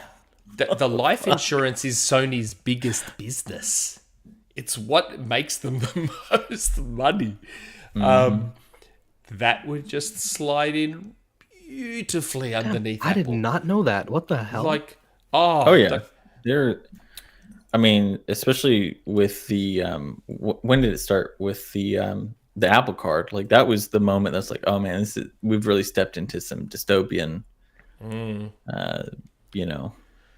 everything Sony does. And then you've got PlayStation. So all of a sudden, Apple doesn't have to worry about making Pippin 2 because they've got the PlayStation. They can just rebrand with an Apple logo, which instantly makes the PlayStation console even more desirable than it already is. And from a personal perspective, it means I'll never have to buy an ugly PlayStation console for the rest of my life because Sony's hardware designers, I don't know what happened to the ones that made the PS2 and the PS3, but they're clearly not at Sony anymore. All of a sudden, we're not going to get ugly PlayStations because Apple will now be designing them. The only thing I wouldn't want Apple to do is get involved in the actual hardware not in terms of design, but in terms of the machine itself. I wouldn't want Of requiring Apple like M- Apple Silicon. Yes, I would not want Apple M1 Ultras being in a console. You just let the PlayStation division continue to make hardware, maybe advise, maybe consult, and give them whatever resources they need to make good hardware because they now have Apple's war chest to lean back on. See, and that's the thing. If I was a PlayStation fanboy, I'd be wanting Apple to buy Sony because all of a sudden you've got the same war chest Xbox has, maybe more. So all of a sudden your Apple Arcade subscription maybe lets you stream PlayStation games straight to your iPhone or to your mate. I'm telling you now, it is the most perfect fit. Yeah, before we go further though, Sony is actually one of the companies protected by the Japanese government, though, right? And that would be a spanner in the works. That would obviously be a spanner in the works. mean, but if you know, any money company changes could everything. get around it, it'd be Apple. Yeah, you're not wrong. Japan loves Apple. Just make like an Apple Japan and be like, hey, we're basically Apple Japan, actually. Yeah, But I would have faith in Apple being just able so to pull that dystopian. off. I would have faith in Apple being able to pull that off if they wanted that a it good bad thing? enough. But Apple's primary revenue is still their hardware, right? For the most part, or no? Not anymore. No. Software's is it? catching up now. Really? Define hardware because if you're Hardware's talking in their Mac phones hardware, and their laptops and their phones, computers. yes. Everything else is down. Everything else is down. But like, what is like their primary revenue earner? Apple's iPhone. The iPhone. Well, The iPhone, iPhones right. and subscriptions. I think subscriptions are pretty damn like close subscriptions to iCloud. now. iCloud, Apple Music, Apple TV One, Plus, Apple TV Yes. Plus. Yep. Okay. That All makes of It's a sense. family yeah. You know, I've been saying for the better part of almost a decade that Microsoft should have an all-in-one subscription that encompasses everything. Xbox Live Gold, OneDrive. Apple beat them to it. 365. Apple One is amazing. I pay $40 a month for Apple One, and I get 2 terabytes of iCloud, which that's all my nice. Apple devices just sync That's to. nice. I don't have to Apple back up any of Music. my devices to a computer anymore. Yep. I get Apple TV Plus, I get Apple Music, I get fitness, I get news, I get All in 40 Apple bucks? Arcade. Wait, 40 bucks Australian? a month. Australian, Yeah. 40 What the Australian hell? a month. Yeah, I get it's all cheap for us too. and the only reason it's worth it for me is because I have so many Apple devices. Yeah. Like we're talking 4 iPads, 2 phones, iPod Touch, 2 Macs. Like I've got that many Apple devices that it's a no-brainer for me to subscribe to that. Because I've got my family set up. They all get to use it as well. You know, my son loves it. He hears a song on the radio. He jumps onto his iPad when he gets home, finds it in Apple Music, adds it to his playlist. And it's just there. He loves it. It's so good the way they've done it. It's what Microsoft had the opportunity to do like 5-10 years ago, and they never did it. Yep. But man, what a tangent we just went on after starting about talking about Amazon buying EA. This is going to be a short show. I remember hearing in the pre-show. Welcome to the You Have Hey, It Heal it's, curse. it's still only about an hour and a half, so we're still running short. But we Yeah, haven't hit you've got community 12 questions community and questions. So stuff yet. Yeah, there's a lot of them, isn't there? Holy hell! But in the end, Rumourmill. apparently Amazon is not buying EA. Someone definitely is gonna, though. At the moment, I would still watch this space, personally. Yeah. I would still keep an eye on that one and see which of the big four have a crack at EA. Yeah, I'm sure Microsoft is hating all of this. Like, Microsoft right now would be hating watching Embracer just like, Yeah. with no plan, just like the Joker buying up all these studios and stuff, like just not knowing what they're doing. Amazon having a sniff around, Disney probably having a sniff around, Apple probably having a sniff around. Microsoft would be hating it because they're tied up with ABK. All the more reason to finish it quicker. But they can't now. It's in the hands of the it's courts in the and the regulatory. regulators now. So there's not like Microsoft's M&A team has done all the work. Yeah, you're right. Like they've just got to wait now and hope for the best. Yep. But we'll see. yeah, Anyway, we can talk acquisitions with that- for like 3 hours. Oh my god, yes. We can talk all that stuff. I moderate the damn thread enough. I don't need to- Yeah. So anyway, something we haven't had for a while, and I'm actually kind of you'll know why when I say it, but I'm actually kind of excited for today's Rumourmill. But we have a Rumourmill, so we will wait for Jesse to do his job and get in that button now. Okay. Rumourmill. We've never heard that before. It's the Rumourmill. Things change, we can't be sure. It's the Rumourmill. You know they may not come true. The XboxEra podcast is not responsible for websites presenting these rumors as facts. Okay, Rumourmill. Now, I'm kind of excited about this one. I got this DM just the other day, and I was like, "Oh, can that one go on the Rumourmill?" And they're like, "Yeah, okay." Now I can't go into specifics. So, quite a while back, I think it was January last year, I put out a tweet saying, "Hey guys, good news! Backwards compatibility is not done. There's going to be a final batch," which did come. It came late last year. Now, a lot of us speculated, and a lot of us were like, surely once ABK goes through, there's an opportunity for more backwards compatible games. Surely. Because all of a sudden, some of those games that may have been tied up in licensing issues should theoretically no longer have those licensing issues because they now own ABK. Turns out that might be the case. Oh, yeah? So I've been told, I'm hearing a rumor that we may get one last little group of backwards compatible games once ABK goes through. There will be some games that maybe were just tied up in licensing messes that now may no longer be tied up in I can't go into specifics of titles, at least not yet. I have been You were given given a couple. titles? Okay. I have been given a couple, which is why I'm a little bit excited. ABK. But yeah, there are Blur. there is a chance that we may get another final batch of I don't maybe batch is the wrong word because that makes it sound like there's a lot. Batch makes it sound like there's a ton. I don't think there's a ton of them, but there may still be a few games we may get as a result of ABK going through. Be nice to get like the Cybertron games. That'd be nice. But those are unlisted. Period. I think. Well, I mean, the Transformers games are like that's like licensing upon licensing because it's not just ABK. Yeah. That's the Transformers Hasbro license as well. So look, I wouldn't. For those of you who are now swirling in your own heads with options, I'd probably count out your Marvel, Activision games like all Spider-Man stuff. Because trust me, no one would want X-Men Origins Wolverine more than me. But I would not be holding out hope for the Marvel ones. Because the Marvel ones then involve Marvel and Disney. So not only is it ABK, it's then Marvel and Disney as well. So I wouldn't, think. And think more. Those were also made.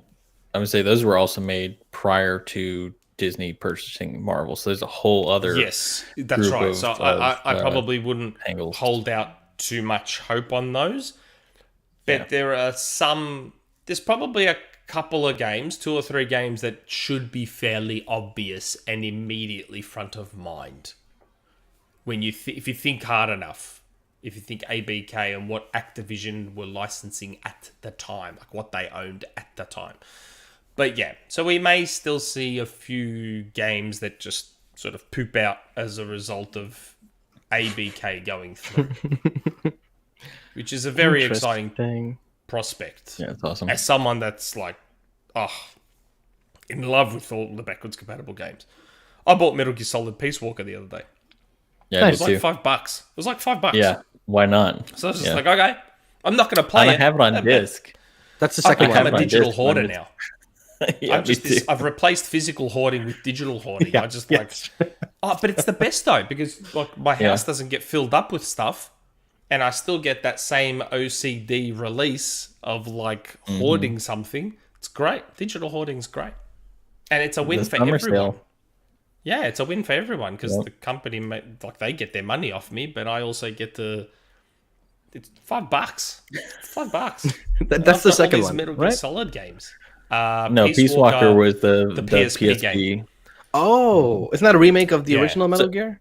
Nope. Or no? Nope. It What is the hell? That's Twin Snakes. I have that game. No, I have the it original on Metal PSP. Gear, like Yeah, the that's SNES Twin one. Snakes. Peace The Walker. NES one. Oh, Yeah. I don't know. No, it is not. Peace Walker is a wholly new. It was a wholly new narrative developed by Kojima. Like I remember it being shown off at E3 on Sony's stage as like a follow up. It was after Metal Gear Solid 4 came out. Everybody thought the series was done, and he was like, "Nope, I got a new one," and it's Big Boss prior to. Can they make a collection for this damn series already? Like, I want to play through it. I own like 3 of them. Can they just? I don't know.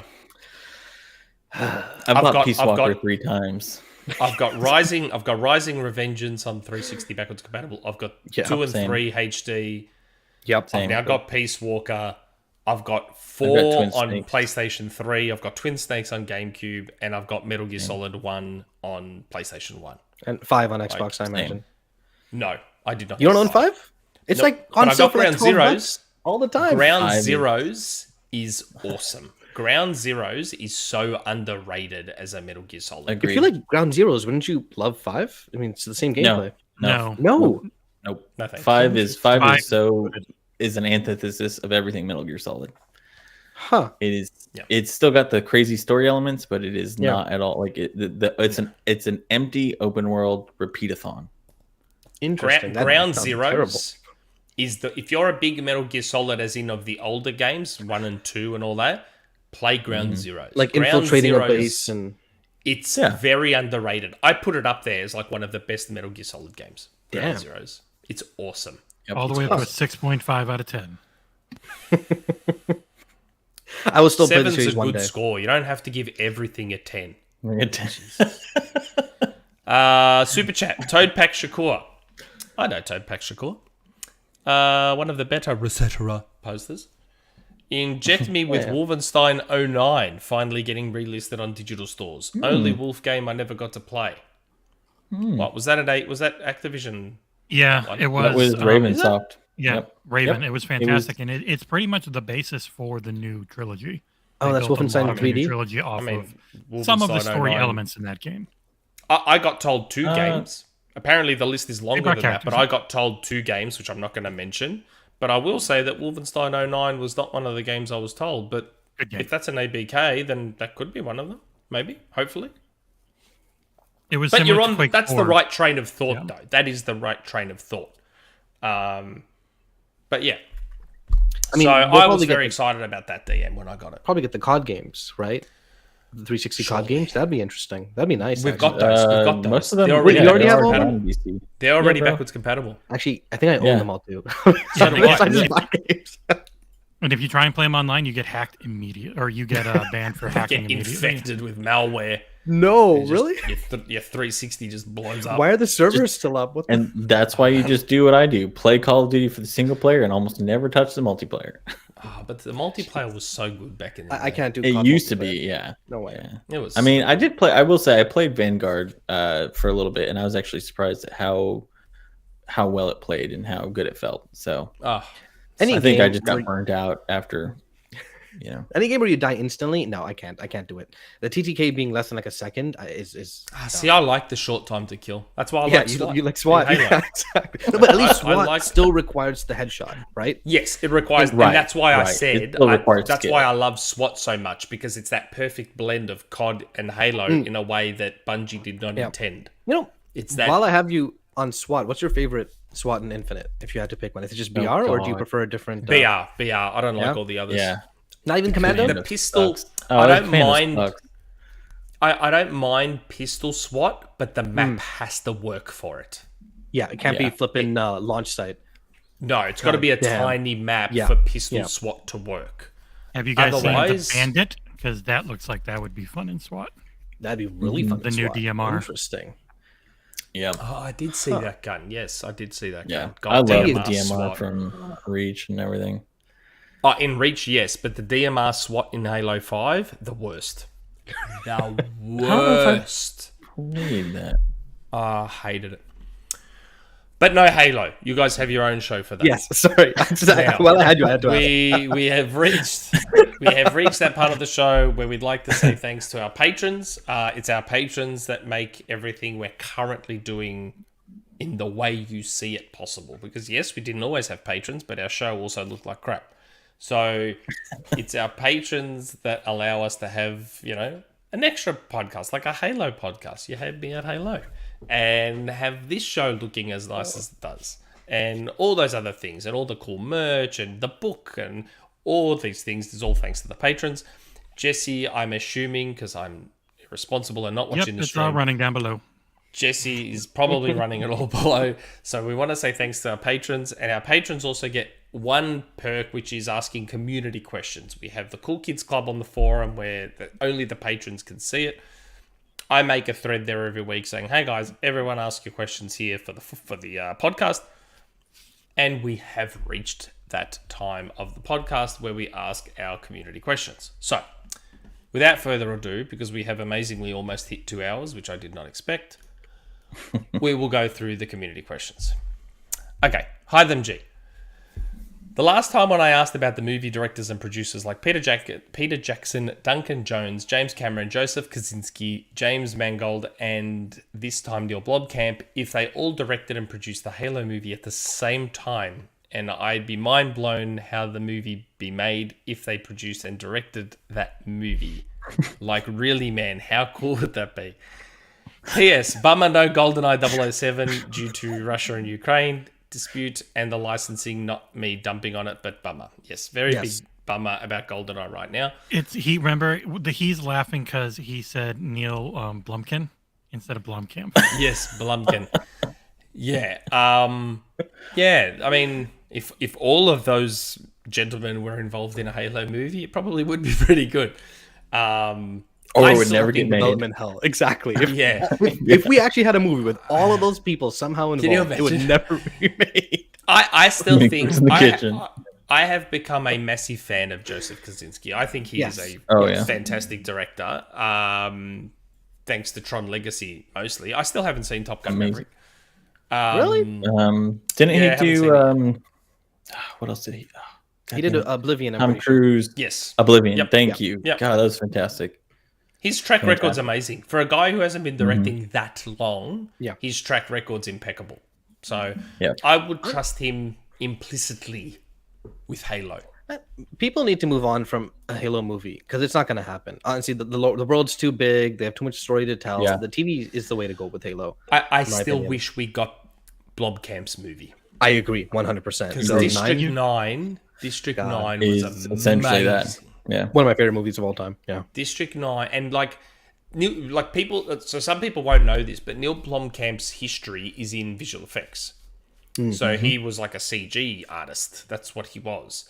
And that's part of why District 9, wasn't he a CG artist or something like that? Yeah. I'm going to make a comment when you're done. Like District 9 CG, which is some of the best stellar. CG you will ever see in terms of how it blends in with the world around it. Like, you know how there's CG out there, especially now with Marvel. There's CG out there where you see it and you're like, okay, that's CG. Yeah. You see just the string, instantly basically. know that's CG. District 9 is one of those examples where you're like, man, are they actual prawns? Like, are these real prawns? Like, this looks unbelievable. Like, it just looks... Spider. You know it's not real, but it looks real. Like, and that was done on like a $30 million budget. Yeah. And that's because of Blomkamp's past and his history and his skill and his... his work with CG stuff. Like, just... Right. Nick, I need to say, have you seen Spiderhead? Because if you say Kaczynski's impeccable, then you obviously have not watched it. That movie sucked. Everyone has misses. Yeah. I mean, That Russo was brothers. first movie? No, It's on that was on Netflix. Netflix this year. This year. on Oh, Oh, Netflix. it's the new, With the the new one Thor with and- Hemsworth. Yeah. Mhm. Yeah. Oh, It was yes. I have terrible. seen ads for I mean- that. Is it really bad? It was bad. And that's Kaczynski. Well, mean, hey, I'll, even- I'll watch it and then I'll make a determination. Everyone was missed gonna it. say- I mean, come on. Yeah. Naughty Dog Everyone made that has- shitty fighting game too. I mean, everyone has. I would, their- I would say more than Halo, not getting Blomkamp's version of Alien is probably the most disappointing because Covenant was garbage.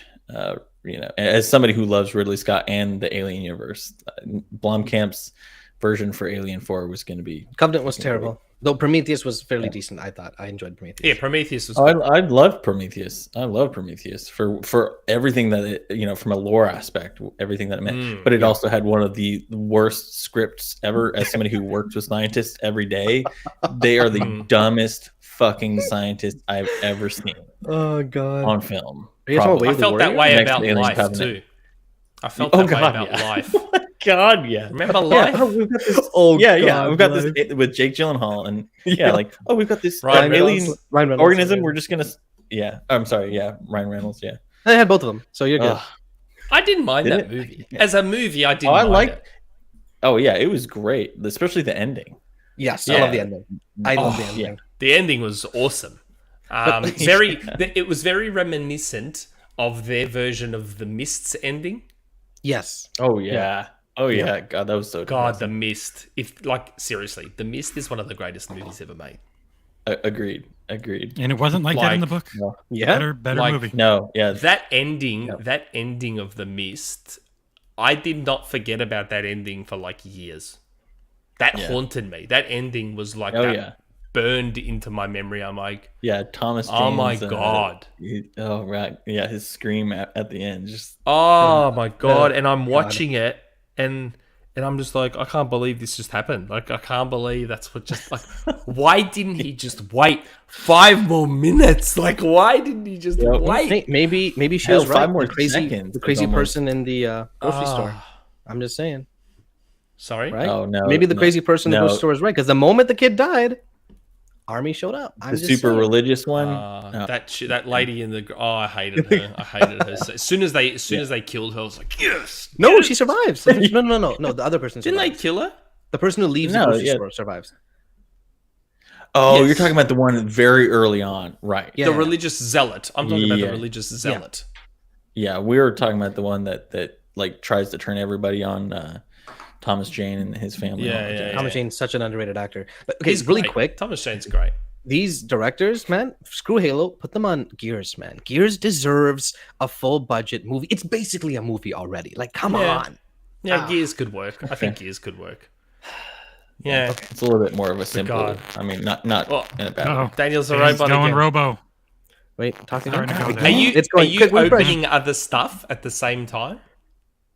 No. No, it's just he's probably on a Mac and they're terrible. Wow. Nick Interesting. got lucky. My brother tried playing League again, and he had to troubleshoot You're for like good. 12 hours to get it working. What, we No, I can't you. hear Daniel. No, I don't hear him. Yeah, I can't hear him.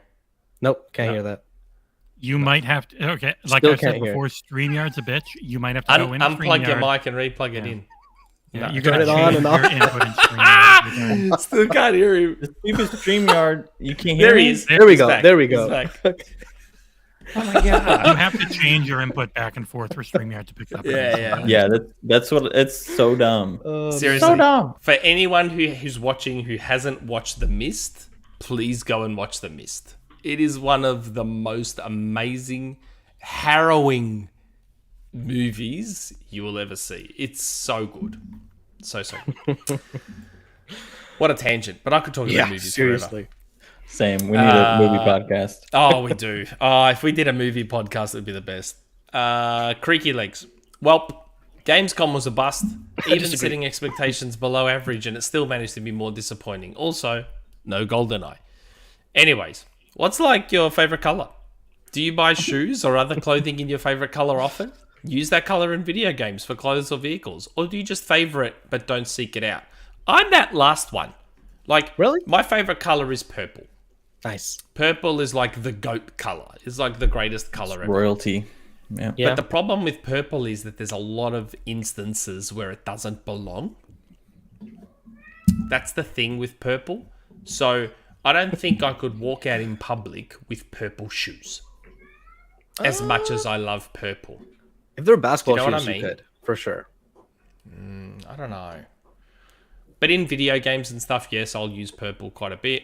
I mean, that's part of why I love this Switch. So look at the nice purple gradient there. That's just beautiful. Did you ever get the... No one can tell because I made the entire all the webcams purple for you.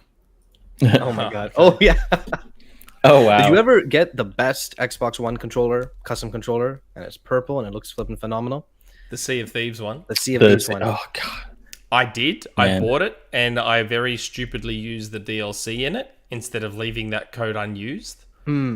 And then I sold the controller. Ah, man. Oh, you bastard. Made a decent amount of money on it. I'm sure you did. Yeah, it's one of the best looking controllers, like, For sure. ever. God damn.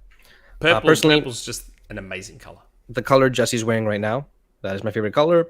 Burgundy? I do not wear it like a dark red, like a maroonish, kind of. Is that burgundy? I don't know. Oh. Rum burgundy. Yeah, fair enough. Definitely games, yeah. First thing I do is hair. The moment I get to hair, first thing I do is make it that color. No, see, I don't make purple hair. Yeah, that honestly, I just make my characters try to look like me. I don't know why. Same here, but with the red hair. Same. I just make them look like me. I'm boring like that. Same. Yeah, that's true. I do love now that Apple's Memoji now. I've like Apple's Memoji now, like that one I've got in the Discord. That just looks exactly like me now. That's great. Hair and everything. Had some trouble with skin tone before. I'm like, okay, let me go through the options. Okay, yeah, okay, no, I got. What the heck is this? Put something in the middle, please. I'm okay on skin tone because I am the palest Greek person on earth. So it's just like easy to go like just ultra white, and it like it fits my skin tone fine. Like most people don't think I'm Greek because they're like, "How are you Greek? You're so pale." Oh my god, it's just... Yeah, I can see that. Yeah, the palest bastard in New York City. It's just very, very pale. Okay, we've still got a lot of questions to get through. Yeah.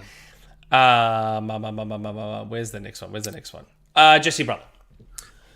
Damn, John's out again. Hope he's doing good. He's doing fine. There's nothing wrong with him. It's another one of those stupid reasons to not do the show again.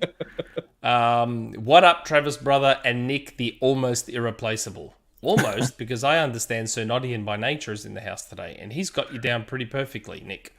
I say that because while I do love Knottian's impression, I'm well aware that it's not perfectly spot on or anything, but it will be piss Nick off to hear me say that. Oh, it won't. I don't care. Imitation is the sincerest form of flattery. That's right. So what up, Daniel? Always glad to get more of you, my man. Also, what up, Soulblazerz? Thanks for sacrificing your time to help out on the podcast today. I know you otherwise would have been pushing to get that Halo multiplayer review out before the first year anniversary is up. I'm fully kidding. My question this week. What is the best new game each of you guys have tried recently? I'm personally leaning towards Midnight Fight Express. Well, yeah, for me it's Midnight Fight Express because that's pretty much the only new thing I've played. Same. It's the only new game I've played. So that's mine. Yeah, I mean, Demon Souls, because I played it for the first time like a couple weeks ago. Terrible start. Holy crap. I literally wanted to just shut that thing off and uninstall it. That's why I stopped playing it, because of that start. It's such a bad start. It's not even funny. And it doesn't play as well as the other Souls games. Right. It looks really pretty. It is the worst. But then I got a giant sword and I started having fun, which I guess is my requirement for having fun in these games. Demon Souls was free on PlayStation Plus. It was one of the first good or big name PlayStation Plus games that they gave away on the PS3. So I'm like, okay, the original. I'll try this out. Played it, and I was like, this is the worst thing ever. I can't believe people like gush over this garbage, and I just like deleted it straight away. Deleted. This is the worst. So, yeah, and I basically never touched a Souls game again. They're starting to hate it for Souls. Till Elden Ring. From Demon Souls back in like 20. God. When was it? When was Demon Souls? 2013? 2006? No, 2006. No, it was 2011 was Dark Souls, so it was like 2009 or 10. Wow, Yeah, right. it might have been 9 or something like that. Yeah. From 2009 to 2022, did not touch a From Software game. Like, I was just like, nope. And To you be won't fair, touch it Demon- because I got you a free copy of Elden Ring. Yeah, that's right. That's the only reason I played Did Elden you Ring. ever make more progress in Elden Ring, or did you still stop like 20 hours in? No, I stopped at I do need to go back, but there's so many games I still have to go back to Death's Door. Like even Death's Door, I'm kind of left stranded. Yeah, I've got so many games to go You back. still it's need a to much open the better mountain version of door. Tunic. You have to open the mountain door in Tunic. I don't think you did that yet, right? No, Tunic I fully beat. Oh, okay. Nice, yeah. I got both Yeah, you endings in beat that Tunic. too. Jesus. I got yeah. both endings. Oh, so you I got the 1,000. Yep. Yeah, I okay, got the nice. good ending, and I got the happy ending, and I got Yeah. the sad ending. The actual boss fight. Okay. Yeah. I love the good ending. The fact that you don't have Yes. to go through that boss Yes. fight. That was so cool. I thought that was great. Especially You because had- the combat was terrible. Yes. So It wasn't that bad. Yeah, it was so bad you had to play fine. almost the entire game on Invincible. Come on. I just put God It was mode on fine. because I saw the option there. I'm like, oh, cool. This has God mode and no You'll difficulty like Steel Rising. achievements. That game has the option. So I'm like, cool. yeah, God, that game. Tunic was so good. Probably my game of the Admittingly, year. though, opening that mountain door was an experience I haven't had in like a decade. Don't if not spoil it I because was- I haven't beaten it yet. It's just when you play that game, just as you look up hints because you're gonna get stuck in some places, try and look them up in a way that they give you like little by little by little, and only what you need to progress. Yeah. The feeling of discovery and exploration in Tunic is like unparalleled. It's like it's old Zelda. It's just old See, that's Zelda. that's what I took from it. Like that's one of the reasons I took to it so well. I think is because like I was one of those kids that I had Oracle of Ages and Seasons. I had every top down Zelda that they ever made. The best. It is Zelda. old Zelda. And that's why I loved it, because it was old Yeah. Zelda. Right down to the old manual that you put together. So suck, throughout the Jesse. entire game, you're putting an old school video game manual together that gives you clues, and there's notes written on them. And, it's, and in a different my language. God, It's so cool. Tunic.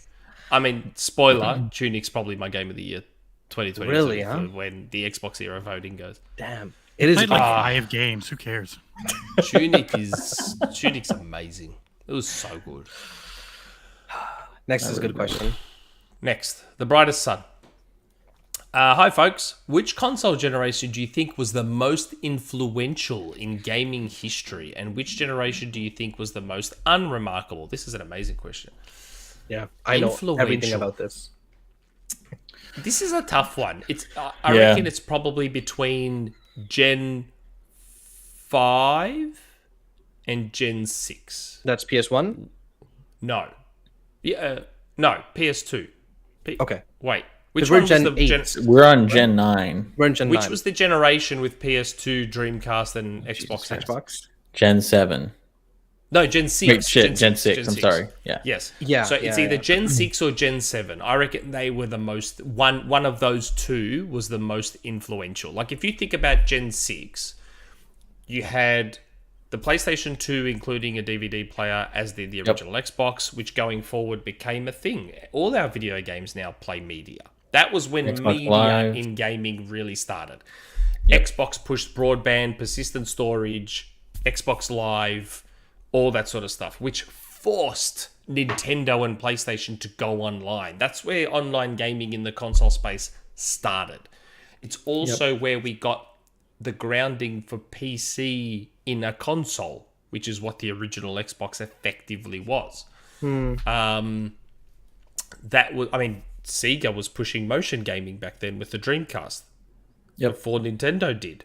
Like Sega had, I've still got them. I could pull them out. The fishing rods. that had motion sensors in there for Sega Bass fishing. And you go, vroom, and you catch the fish and you reel them in. So Sega was doing all that quirky stuff, like Seaman, and they had the mic where you could plug it into the Dreamcast controller and talk to the game. And Sega was already doing that stuff with the Dreamcast. Sony, with the PlayStation 2, made gaming mainstream with the PlayStation 2. Yes, the PlayStation 1 took those formative steps, but the PlayStation 2 was the console that pushed gaming into the mainstream. Agreed. Halo came out with the original Xbox. How influential was Halo and Halo 2 from not only from a gaming perspective, but Halo 2 changed gaming marketing forever. Good point. That generation across all the consoles was like, I think, probably you could. The only reason you could argue the 360 was because the 360, there was no such thing as a digital marketplace before the 360. Yeah, but I think you're right. I think forget Gen 6, right? I think Gen 6 had the most influence, new, like innovations that yes. The 360 gen also paved the way for smart TVs, right? Yep. With all the apps and that's why I said it's either Gen 6 or Gen 7, but you probably just give the nod to Gen 6. Like, God, in Gen 6, I just realized our consoles all had different formats. Yep. So the Dreamcast had GD-ROMs. The GameCube had their little mini DVDs. God, I hated those things. PlayStation had 1.5 CD gig. and DVD. And then Xbox had DVD. Correct. In fact, we got that many different formats in that generation. I just realized that. Yep. We almost did the following generation, but not quite.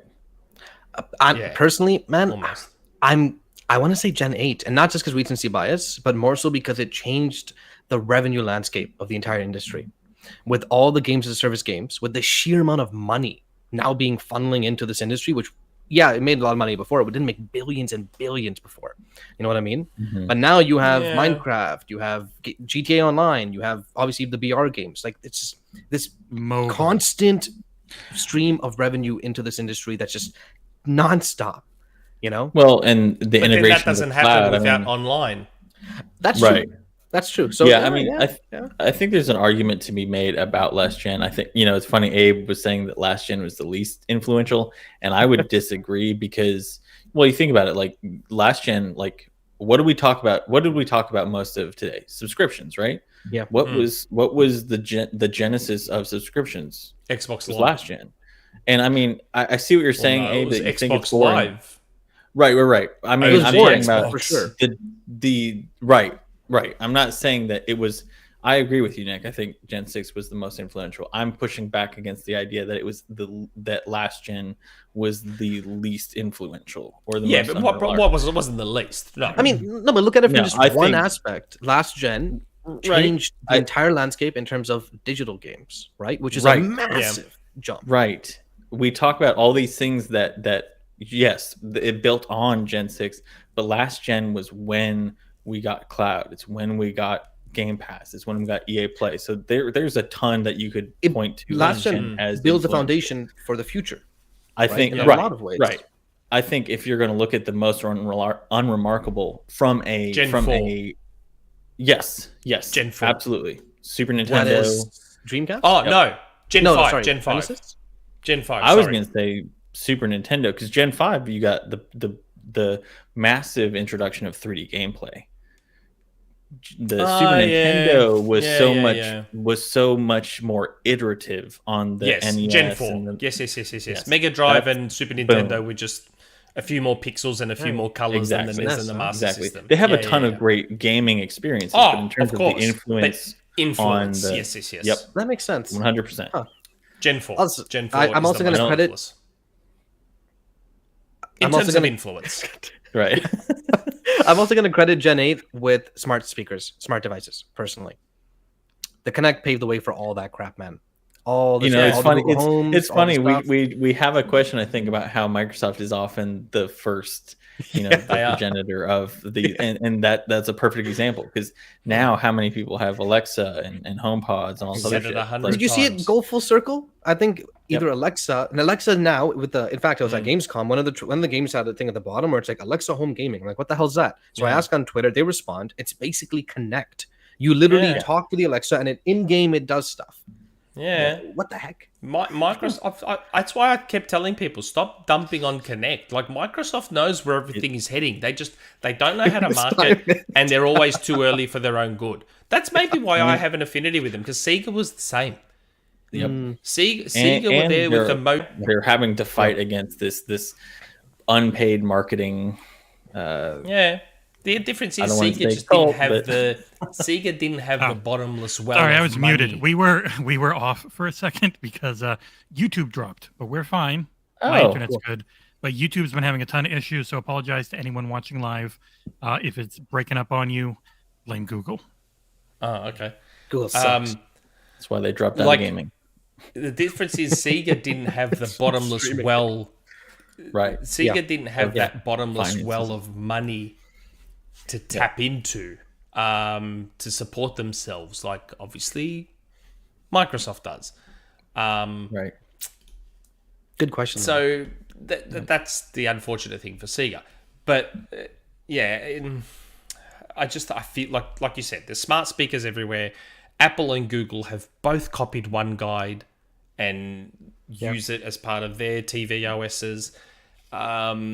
The Switch kind of brought back mobile gaming a bit in a way. Not mobile gaming, right? Yeah, the Handheld gaming. Xbox One was a more ahead of its time console than people realized. Oh yeah, Absolutely. Oh, yeah.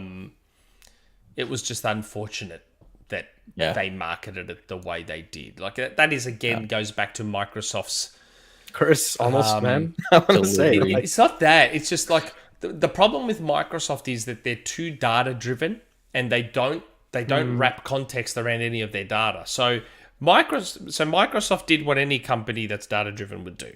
They looked at the 360 and they said, "Man, what's going on here? Everyone's using their 360 to watch Netflix. No one's playing any games on it anymore. They're all watching Netflix. All right, guys, with the new Xbox, yeah, it'll still play games, but let's really push the boundaries of what watching TV can do.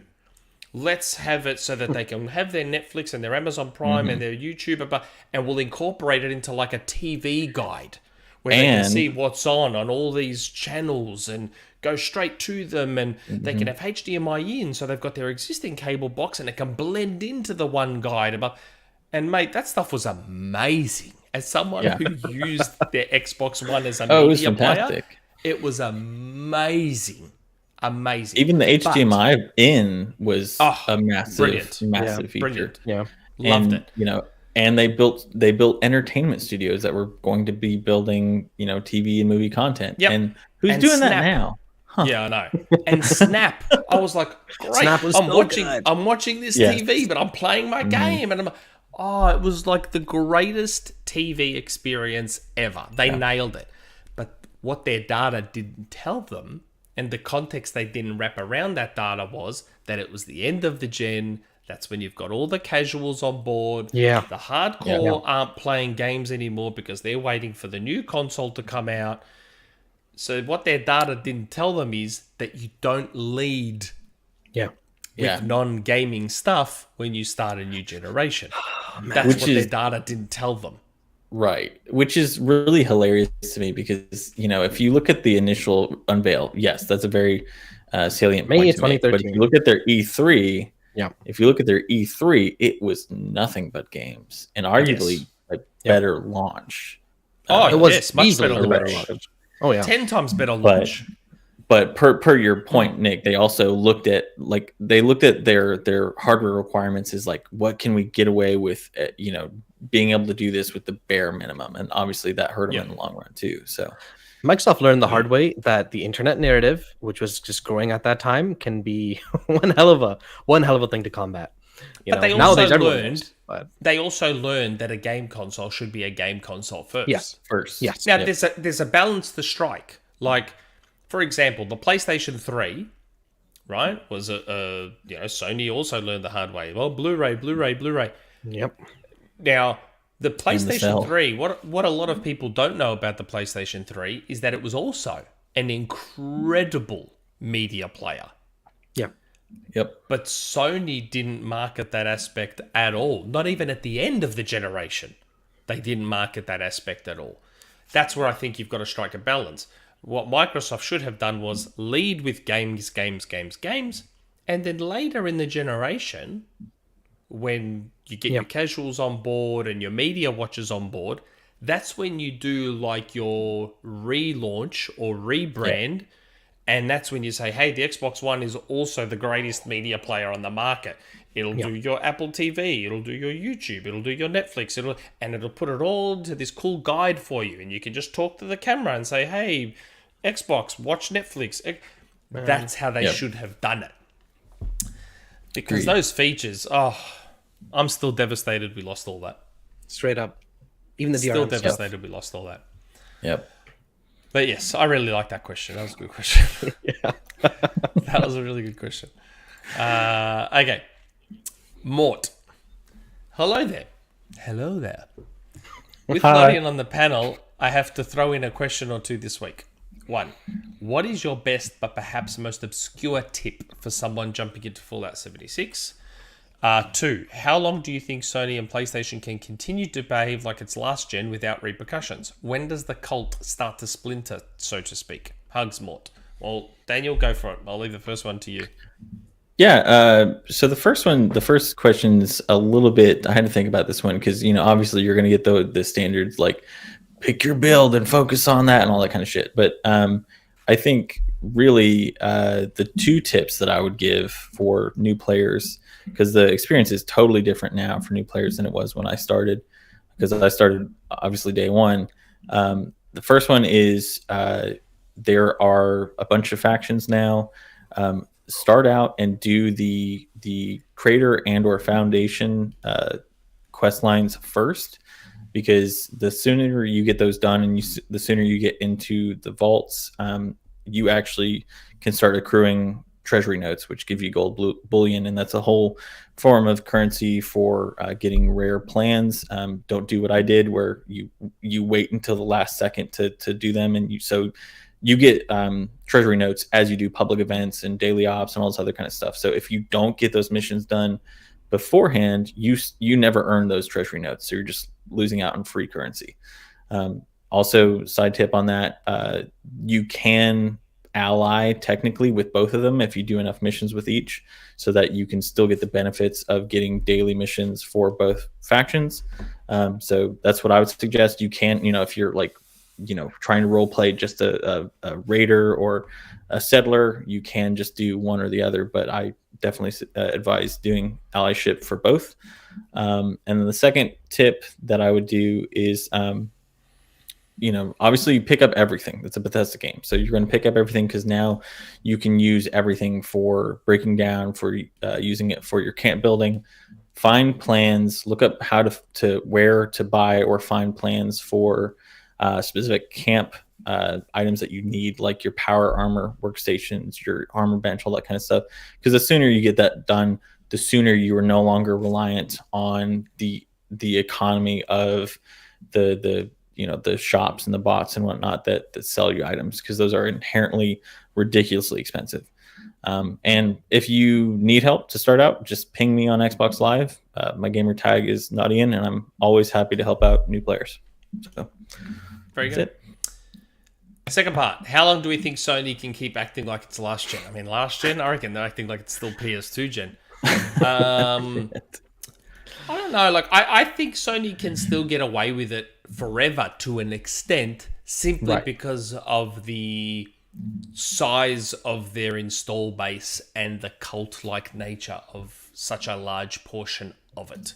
Like, here we are, Sony's just pulled a bit of a scumbag move in upping the price, and we have a decent vocal portion of that justifying and defending it and being like, well, yeah, PlayStation experience is the premium experience. You should be paying extra for it. Mm-hmm. As long as that exists, as long as that element of the PlayStation fan base exists, Sony can continue to get away with stuff like this. But the question is, how long does that element exist? Because, Like I said, I think it can last to an extent forever. They may not be the market leader while they're doing it, yeah, but they can keep doing it. I feel like they have until they lose that reputation for being the best place to play games, which may happen sooner than expected. I want to say.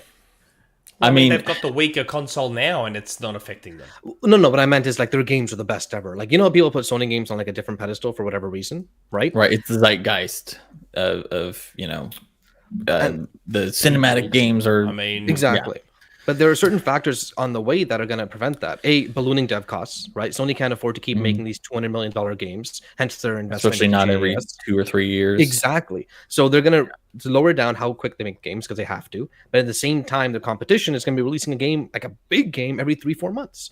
Even if it's not like the super high-end game, eventually the narrative starts to change, you know, little by little by little. Let's just say I'm looking forward to the generation of journalists coming through that didn't grow up on PlayStation. Right. Seriously. That's what I was going to say. I think we're going to start seeing repercussions affect. I think they're mutually exclusive, right? I think what Mort calls the cult, which is, you know, the element that you alluded to there, Nick, and then the people that we saw on Twitter over the last week defending the price increase ad nauseum. I think those people are those. I think it's like that political group I talked about earlier. I don't think you can ever change those people's mind until something directly affects them to where they cannot equate. They just can't reconcile, right? That's going to be a rare instance. But I think in terms of the repercussions of PlayStation being a market leader by still doing the same things they are now, I think Aarsal's kind of on point in that. I think we'll see that start to crumble a little bit sooner because of yes. Yeah, I mean, because of Bethesda and because of ABK. They'll lose the lead in NA, of course, right? That's going to happen regardless. It was already a super close. If it already has, I would not be surprised if they haven't lost that already. Yeah, they'll lose the lead in NA. Right. They just lost a whole bunch of goodwill globally with their price increase, especially in certain markets. Japan, look at Mexico. It costs 750 USD in Mexico. If I am Microsoft right now in Japan, if a portable Series S were to exist, now is the time to get. If you want to take Japan back, if you want to make serious ground in Japan, you get that portable Series S out there ASAP. This is the time. Like, now is the time to strike. But soon is my answer. Because that would be like, now that Japan's like, hold on a second, what are you doing? Charge us an extra for this console? Yeah, mate. You get that portable out there now. What won't help, or what will help push this more, is we're already seeing it in Gamescom. Pretty much the biggest games of this Gamescom, like the trailers we saw, guess what? They're all on Game Pass. Lies of P was the game of the show for Jeff's show. Most views, talked about the most. It's on Game Pass. The other trailer that we had, in fact, you mean Game Pass isn't just for fodder? I'm really confused. Seriously, right? The other trailer that has, you mean the PlayStation most anticipated game that is day one on Game Pass? Yeah, exactly. The other trailer, which has like 1.2, 1.3 million views, and it only came out like yesterday or the day before, Atomic Heart. Guess what? Launching into Game Pass, right? So as more and more of those come into play, we just got gameplay footage like yesterday. It looks really damn good. Launching into Game Pass. As that happens more and more and more, and especially as Sony is so silent. Why have none of the trailers had launching into PS Plus? Why did none of the trailers we saw this whole week have that in the bottom? That surprised me, to be honest. That's not their strategy right now. Sony's not even putting their old games on the top tier. What the hell? Their old games, which cost them Why is nothing Ratchet and Clank not on PS Plus? What the hell? Oh, God. That'll push it even more and more and more. Well, and to be fair, if you're Sony and you're seeing all these bootlickers on the internet defending, you know, quality at $80, $70, whatever it may be, why to change, Sony, right? you don't need to. But what the problem is with that logic is that you're not growing from that. You're not expanding your user base. And how long until they get Morbius, but in the gaming scene instead? Right? Yeah, the Morbius hype online. They put it back on in theaters, and that did not work well. No, not at all. I'm spewing this super chat, didn't get to us on time. Another one from Topak Shakur. That's also around the time of Edward Snowden and the NSA spying thing was still very much in the conversation. Very poor timing. Yeah, remember? Yeah. The Kinect's going to spy on us. It's like, man, if that thing wants to watch me playing games in my underwear, then have at it, man. If they're going to have a dude sitting in a room watching us all play games on our couches. Oh my god. Come on. God, that was And now the you've got every stupidest thing. controller on a console that has a mic. That has Yeah. a microphone. So Sony's got a mic in every single controller, but I don't see us worrying about the spying there. Yep. That's what I mean, man. Like, that's what happens when you've got gaming journalists that grew up Yep. on PlayStation. That's Do the no angle. wrong. Like, a lot of those same journalists aren't writing articles about how the PlayStation controller's listening in on everything we're doing, and they're all so worried about it. Come on. They're writing You about bring it being up able all to- the time. The MKV difference MKV with stuff. Oh my god, Yeah. the- Luke Plunkett. Luke Plunkett Yeah, I mean, and the that's- MKVs. Man, your Xbox One is about to play pirated movies and TV shows, but the PlayStation 4 is about to support MKVs. Oh man. Oh, Or it's like assuming It's such a cool console supporting MKVs. Assuming but anyone dirty, complaining about filthy pirate price- box Xbox One's going to be playing all your pirated movies and TV shows. assuming anyone Stinking complaining about the price Xbox. increase is just doing so because of console wars. Come on. Right. God. No, it's because I'm we're- waiting it's for because- that wave of journalists coming through that Yeah. were born in the mid to late 90s that Yeah. probably grew up on Halo, and it'll just be Oh, interesting like to see Aarsal. that shift. It'll be interesting to see Listen, that shift. I played GoldenEye, okay? Like, I remember playing it multiplayer with, Like with my 10 years siblings. after it came out. No, like, wait, when did it come out? 97. Did you know that GoldenEye? Oh, no, did you no, know I that played it on my GoldenEye had an option? If you had two 64 controllers plugged in, you had an option to use them as dual analog in What? GoldenEye. Really? Still didn't work properly because they still didn't do it look and strafe. It still was wrong. Yeah, but it was the still like option was there. strafe and look up and Yeah. down and then Yes, move yes. and I'm turn. sure you guys remember, though, the first time you played Halo, So it must have felt so weird, because it felt weird as hell to me the first time I played it. Oh no, Like I the- love Oh, it felt felt supernatural for me. It just felt natural. It just No. felt Yeah. natural. It was It so made good. sense. Dude, you was- have someone and- today who's never played a game before, have them play Halo, and they'll move like this. The entire time. They yeah, won't do them together. Yeah, but we still grew up as gamers, so we're still Yeah. going to be Fair naturally enough. inclined Fair to do enough. the right thing. Intuitive. And we had analog sticks for a bit, even if they weren't as good. We were used to Yeah. the analog stick by then. But also, Yeah, we have that's true. 7 more questions, and we're at 2 Oh, hours God. and 40 minutes. I know, we're Holy taking too long. crap. Hugh. So, with the small 69 billion deal making steady progress, I wondered what else Microsoft could have acquired for 69 billion instead, and made a list. Embracer 7.6, Konami 7, Capcom 5.7, Square 5.2, Ubisoft 5, Netmarble 3.8, Sega Sammy 3.3, Kadokawa 3.1, Pearl Abyss 2.6, CD Projekt Red 1.7, Paradox Interactive 1.6, Team 17 $500 million, Devolver Digital 0.3, Focus Entertainment 0.2, total 47.6 billion, plus the 45% premium 69 billion.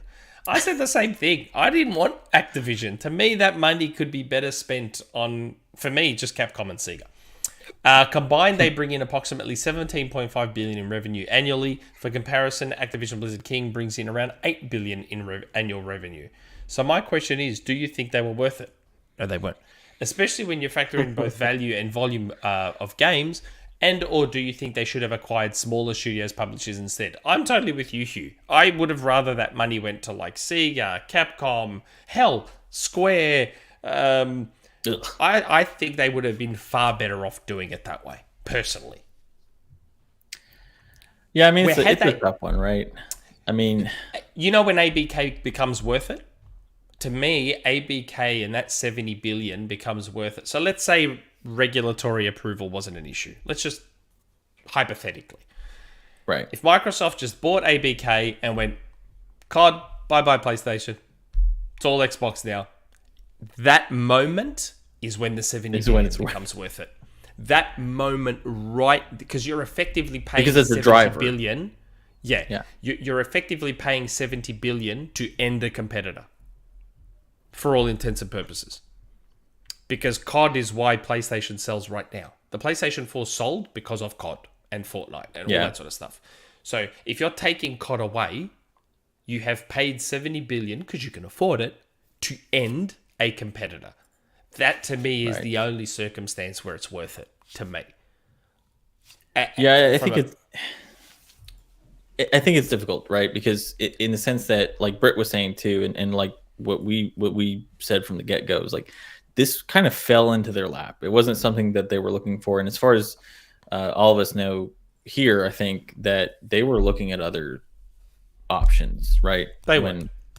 And so it's one of those things where it was, I'm hoping that it's not in substitution of some of these other ones that we're looking at, whether it be Sega or some of the other individual studios like a Sobo or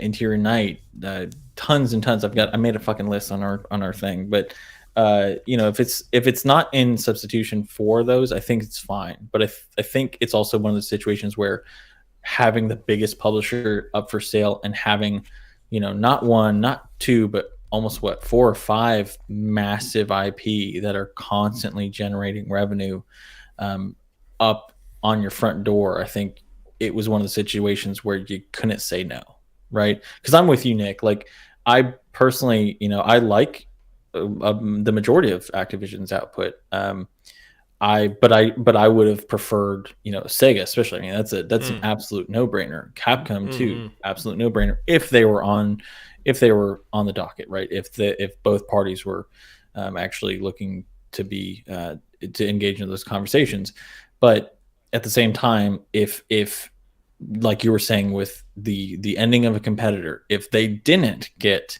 Activision and Sony did for saying, and again, I'm knowing the financials of the two, I don't think that's a possibility. I don't think you've got the facilities for that, big man. Let's just fast forward. Apple's bought Sony. Oh, no.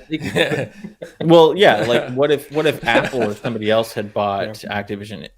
I think that's where, even if they keep some of the let's pretend they keep some of the IP multi-platform, it would still be better than having somebody like Google or Amazon or Apple come in and buy it and I know, drive it to the ground. I mean, it's just I agree with you. If Hugh has run the numbers, those combined publishers and studios would also be bringing in more revenue than ABK to an extent. The problem with that is, like, assuming that you could actually acquire that many publishers and not face regulatory approval or not face regulatory problems is where it comes in. Because even though Activision is still the largest publisher, that's still one publisher in a sea of publishers. But if you go and buy 12 publishers, that is a completely different conversation. All right. I swear this is our last one. Okay, come on. Like, we're not... The way I look at it is just buy Embracer. Yeah, right. Yeah, that'd be buy Embracer. Let Embracer do all the legwork and just buy them. But the way I look at it is, I didn't like when they first announced ABK because it was crazy expensive. I prefer obviously Sega, other things, but for their long-term play, and for Xbox, long-term play means one thing, right? It means Game Pass. For their long-term play, this was the better move, even better than all of those subs, except for maybe Ubisoft. But Ubisoft has their own baggage to deal with, which you don't want to get in the way with. But like, you take a look at Xbox most played. Well, here's really quick. Can I touch on your Ubisoft comment? Because Ubisoft is $5 billion now. Here's the difference too. Activision has been sustainable at the massive amount they were. Ubisoft has dropped almost to a third of what they used to be even a year ago. So that there's a massive difference, I think, in that's where it's a little bit problematic. Prof J is one of our users on the forums, and always he's in the financial sector. He puts some great stuff out there on the kind of business sense of acquisitions, and that's why it's kind of problematic to just look at your market cap, because Ubisoft's revenue over the past 3 years has also been extremely sporadic. And so the difference is that, aside from delays, Activision has been very consistent. And so I think that's where it's like you were saying, Aarsal, it's a smarter, safer bet. I mean, even Ubisoft's most played game, right, which is what? It's Siege by far. it doesn't make the revenue that a game like Fortnite or Warzone does, not just in terms of the player count, but also in terms of how people spend money, right? I mean, we have Nick here who spent who knows how much on Fortnite, and I'm sure people have spent a bunch on Warzone too. They had Godzilla in the game for some reason. Like, what the heck? Ubisoft's problem is also personnel. Yes, of course. A lot of 20,000. people. It's a lot of people. That's like 30% of Microsoft's entire workforce. Just boom. It's a lot of people. LinkedIn had that many people when they bought them, but the difference is LinkedIn was more centralized. So LinkedIn had 20,000 employees. Really? What? Yep. What are they Yeah, doing? What are they all I always doing? bring that. I don't know, but that's why I always bring up the point of like people. Whenever people say Ubisoft couldn't happen because of the staff count, I was like, they have purchased acquisitions with that many people before. That's okay. That's insane to me. I'll be honest. What the hell? I know Nokia had a bunch when they bought them, but LinkedIn had that many. Man. Yep. What? But like, Okay. yeah, it's long-term wise. I we- think ABK is the better decision. Yeah. We desperately have to move on. Uh-oh. Yes. Yes. Stavro gave us a super chat, but there's no text. Stavro, you can just say it That's in the chat. okay. I don't think he realized. That's actually my brother-in-law. I don't think he realizes quite how YouTube super chats work properly. He gave us a sticker. I realized. Okay, thank you for the sticker. It's But so thanks cute. for the sticker, Jeff. It's a key. Okay. Is it? That's not your brother, right? Otherwise, that would be an NFT. No, that's not my brother. Okay, Bob Lawpel. Couple of questions. One, do you think Sony raised the price of PlayStation to make up for losses in their other divisions and that they see PlayStation selling for over $700 on Amazon, eBay, and Walmart?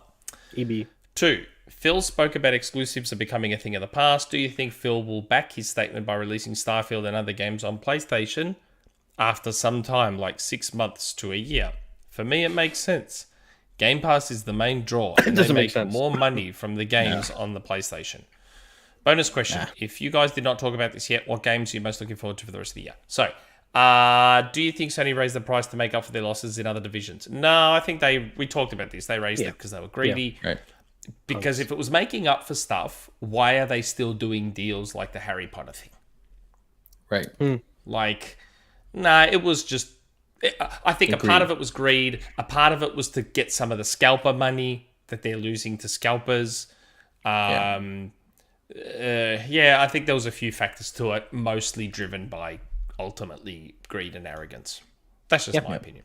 Yep. Agreed. Exclusive thing of the past. Yes, we also talked about this. There's going to be That's not what I said. ecosystem exclusives. Like, Phil will not be putting Starfield on PlayStation unless Sony agrees to let Game Pass go on to PlayStation, which I don't think Jim will ever allow, personally. Yep. And I still think they will use that as a strong tool, or probably already did in this ABK thing. They probably put it in their submission that they approached Nintendo, approached Sony, said, hey guys, have Game Pass. Have Game Pass on your platforms, and you can have all the Bethesda and ABK games that you want. And On the Nintendo cloud. and Sony, or especially Sony, be like, no, we're not having Xbox Game Pass on PlayStation. That's not going to happen. Never. And I said that purposely in like a Ron Burgundy style voice. No, never. Hola, Marco Kain. Never. Yeah. What games are you most looking forward to for the rest of the year? Benedict Fox. That's next year, isn't it? Tomorrow. Is it? Tomorrow. Next year. Yes, next year. Yeah. It's Is next it? year. It's early next year. Yes. I swear I felt like I saw something just on Twitter that's saying it's coming out I this don't know year. what the dates are anymore. I keep getting confused. Then it's Modern Warfare 2 for Early me. 2023. Yeah. Then it's Modern Warfare 2 for me. Same. I'm gonna go with the pony answer and say Ragnarok. I really like God of War 2018. I'm looking forward to finishing this thing off. I like the old ones better. Yeah, I like the old ones. Yeah, I did not at all. I'll be honest. I hated the old games. Oh, I was read more of the a ninja guy. spoilers about Ragnarok. No spoilers, Jesse. But I'm already Yeah, kind of read like 'em. getting some in chat. Read them. But Right, I will possibly have the I was a Ninja definitive Gaiden Ragnarok person back in the spoilers. day. It's like the entire game setup and story has already leaked, Nick. I don't know if that's High on real, Life though. is also. I don't know Wow. if that's real though. I'll just assume it is because it makes me laugh.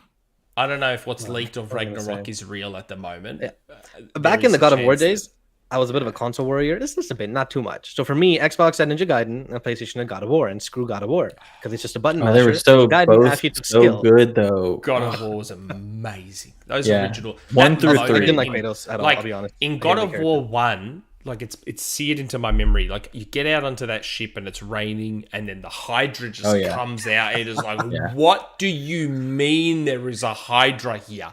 It was Oh, man. And it would have been like And then in double God for of- you, right? As Greek. God of War Yeah, 3. well, there was a little bit of PS3 that bias as Yeah. well because I'm Greek and Yeah. I like Greek mythology. And then God of War 3, and you're fighting Gaia, Yeah. and you just Yeah. it's And you're Poseidon. climbing. and- Oh man, it was amazing. oh my! I'll God. admit the original trilogy was way more hype. Like just overall, for Oh, sure.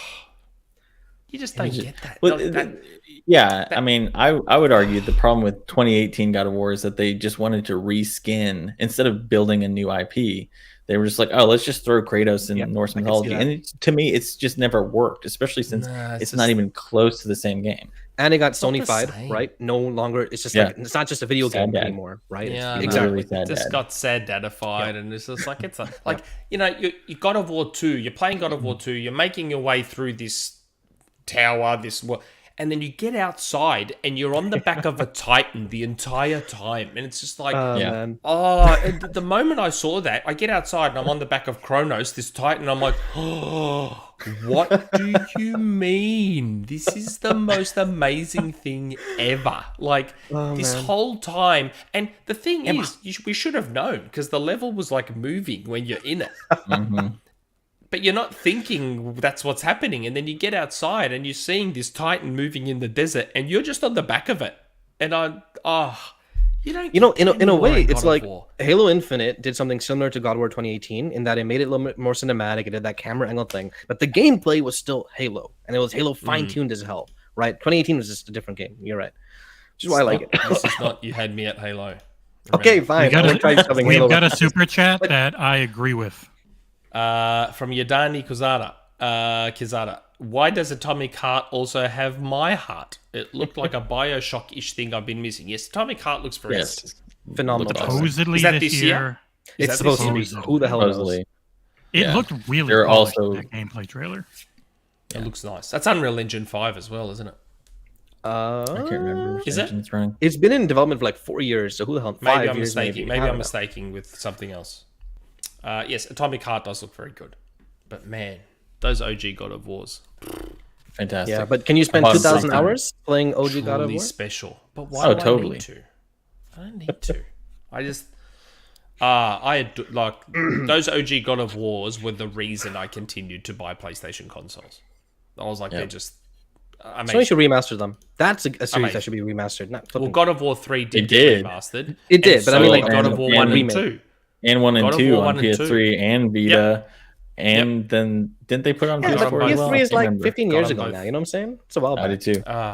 Man, I would love God of War 1 to be remade like God of War 3.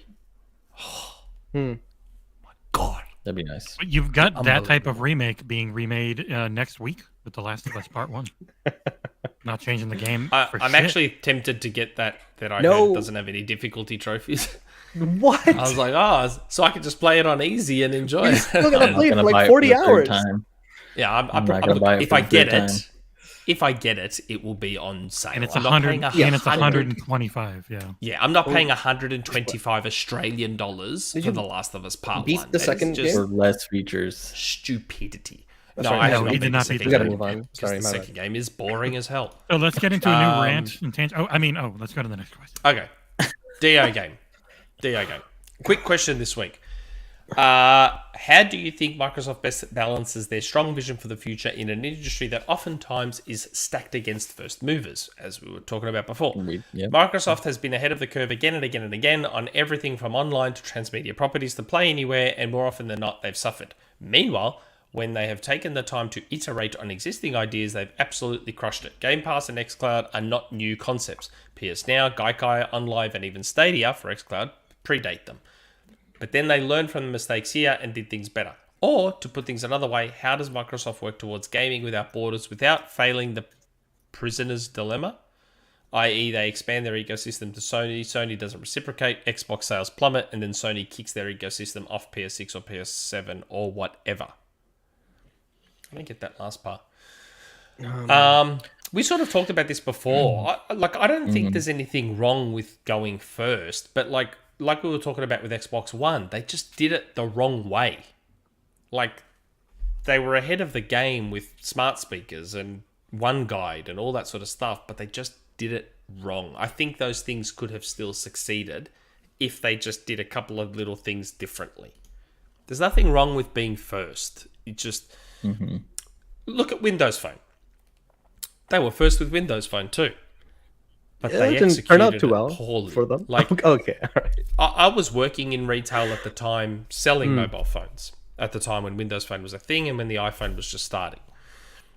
And before the iPhone existed, there was a phone that I would argue was the iPhone before the iPhone, called the HTC Diamond. And that was running Windows, but it was the stupid Windows Phone, the one where they just tried to squeeze the desktop windows onto a screen this big. Yeah. Had we got the Windows Phone we all know and love before the iPhone existed, we may have a very different world right now where Apple doesn't even exist. Like, like if you paired Windows Phone 7 with the HTC Diamond, that would have been the iPhone before the iPhone existed. And we would now probably not have an iPhone and Apple. Like, it would be probably a very, very different world. And that's what I mean. There's nothing wrong with being first, but you've got to get it right if you're going to do it. And Microsoft have shown an ability to get it wrong when they're first. I still remember, like, I see ads for Google now where they advertise the AR stuff that their phones do. And I remember Bill Gates doing a presentation like 20 years ago. Saying, one day we'll have, a phone and you'll look down the street and it'll tell you where to go. And they were concepting AR stuff 20 years ago and they were doing them. But Apple and Google brought it to life better than they did. Like, it's... Oh my God, like we could do an entire 10-hour podcast just talking about that kind of stuff. But let's not go down. Quick answer, down that personally, path. is they put people who should be in charge or they believe should be in charge and they let them take the reins. I want to say, like, giving Phil this much control was a gamble by Nadella, obviously, but it worked, right? Yeah. Because he understood the market. And I think, to your point, putting people who understand the market in those positions when they launch those initiatives. I mean, because Game Pass, you could argue it was kind of, it's definitely the first of its kind from a platform holder. And it succeeded in places where others still have kind of floundered. PSN conversion thing hasn't really set the world on fire. In fact, they lost subscribers. So, I think they're learning. Allard and Peter Moore in charge with the 360. Yeah. Look how well the 360 did. Like, God, that dude. I wanted a hoodie like Jay Allard for dude was so like nerd stylish, man. Yeah, I love Peter Moore though. Peter Moore's great. And they're taking their time these days. Like xCloud has been a thing for 3-4 years now, right? And they're just slowly making it better little by little, not relying only on it. Yeah. Okay. Let's try and breeze through these. Omen. Hope you all had a good week. It was unexpectedly busy. With the recent rumor of Amazon not looking to buy EA, it made me think of this question. What do you think would be the worst semi-realistic acquisition combo for a game company? Feel free to use a different company than EA. For me, I would say my nightmare acquisition would be Google buying From Software. A lot of people might say Apple buying PlayStation. But, it has to be like Facebook buying Sega. Oh, yeah. Like, Meta buying Sega, like, what would top that? That's the worst. Tencent buying Sega. Oh, hold on. Why would that be bad? It sucks because of their ties to the CCP, but at the same time, and I hate that I'm going to say this because it feels so gross, at least it wouldn't be driven into the ground and hidden behind some sort of meta paywall bullshit. That's true. They'd resource them up. They would resource Sega up, man. I don't think that would be the worst thing ever. Hell, they could get back into consoles if Tencent. I think Google, Apple, or Meta. I'm just gonna call them Facebook Meta. because that's what they are. Yeah. Yeah. Any of those three buying anybody, any Yeah. big publisher would be problematic at best. Yeah, I'd say, that's my Microsoft. one. Meta buying Sega would be the worst. Personally, Microsoft and Square Enix. I don't give a flip of Square Enix no more. I don't want them to spend money on those. Now that they punks, don't have West, yeah. right? Like screw that. They don't have West anymore. I don't give a crap of Final Fantasy anymore. Basically, just buying Spend money Final in somewhere Fantasy. else. Yeah, exactly. Yeah. Nope. There's better things. Buy better things. Yeah. Okay, good old Collingwood. Hello, Nick and Jesse, and welcome back, Knottian and Soulblazerz. In a not the You Had Me at Halo podcast, I'll keep this week's question simple. Nick, this time last year, it would have been unthinkable. In a few weeks, Collingwood could be playing at the Grannies. Will you still do the podcast the Sunday after, win or lose? Knottian and Soulblazerz, what are you looking forward to seeing? What are you looking forward to after seeing what Gamescom highlighted this week? Good Now, good old Collingwood. I've thought about this, and I'll be honest with you, mate. I hope that is a choice I have to make this year about whether I do the podcast or not the Sunday after the grand final. Because if Collingwood wins, if Collingwood makes the grand final and wins, we are going to be going to the family day on the Sunday. So I can still do the podcast because the podcast starts at 8 a.m. I've just got to ensure that it is a very quick podcast so we can get the family down to Gosh's Paddock to go and enjoy the family day with the team. If we lose, if we make the grand final and lose, which we have a very long, proud history of doing, I will still do the podcast, but I will be in the fucking foulest mood that anyone has ever seen if we make the grand final and lose. But I will still do the podcast. It is a choice I hope I have to make. Let's put it that way. Now, you guys, what are you looking forward to after seeing what Gamescom had? Aarsal, you first. Yeah, sure. So there was one game specifically that was on Jeff's show. I saw it and I'm like, holy crap, I'm in. It's called Where Winds Meet. It's a wuxia, Looks all right. Zhanxia game. And it's like, it's really exciting for me because for the last like 5 years, I've been every day usually, or every other day, I read a bunch of random Chinese web novels. It's like a guilty pleasure. It's really simple. It's basic, but I love their mythology. I love their combat and the potential of that style of universe. Like the books I read are basically video games. They level Doesn't up. it look they a fight lot more like people. Ghost of Tsushima? It does. It does a little bit, but with a better aesthetic and like a full-on embracing of the supernatural. Because like, Okay. I mean, I get it. It's man, if I'm playing a game, bro, I want fantasy. I'll be honest. I'm a fantasy fan, and Ghost, while as much as I liked it, and as pretty as it looked, was a little too grounded for me. Yeah. But Where Winds Meet, it's not only this game specifically, it's also the potential, I want to say, of this market, of the Chinese market, really jumping into the AAA gaming. You have Wukong, and this makes Wukong look like a slow, super slow, like I don't even want to play it game, even though I do want to. It's not just like their mythology, it's also like their creativity. It's just, I'm really excited for this. And hopefully, they showed a lot in like the extended trailer, so hopefully it's not a tech demo, and hopefully it's out soon. Looks nice. I was looking forward. Daniel? I wanted to talk about it this week. Good, all right. Yeah, I mean, I have a couple. Obviously, Benedict Fox looks incredible. Oh, Yep. Pentiment, anything Josh Sawyer and his team's involved in, I'm there day one. Lies of P, of course, for me was huge. Plague Tale, Requiem, just every game that Asobo makes, they get better and better with each one. It looks incredible. Cannot wait. And I mean, Give a Sonic, record I don't too. care. Yeah, that Sonic trailer was good. I did this. Yeah, Sonic looks great. I don't care what anybody says. Did you see the latest trailer they showed in the show? It I actually have looked not good. seen it yet. I have not Give seen it a looks shot. great. It's I not mean- this empty open world. It actually looks like Sonic. I mean, yeah, you have your. It looks like you have your Sonic level areas Yeah. and whatnot. Yeah. and, Okay. I'm I'll all give it there a go. for it, man. So Okay. Cool. I already mentioned it Wolong, obviously. In the interest of trying to speed things along, because we're now at 3 hours. Holy crap. Kraken56. Gonna Haven't be had a short question one. from Kraken56 in a while. Hello, last panel. question. I hope Xbox will go after the Lies of P developer if the game is good. I think it would fill a couple of holes, a Korean studio and a Souls-like genre. This leads me to my question. Will Xbox go after more publishers or grab single studios after ABK closes? They are not mutually exclusive, but maybe antitrust concerns about another publisher acquisition will stop them. Thanks, have a good one. Yes to both. Which would they I do think first? they will though, go after. would you I say? think they will go after publishers, and they'll still go after individual studios.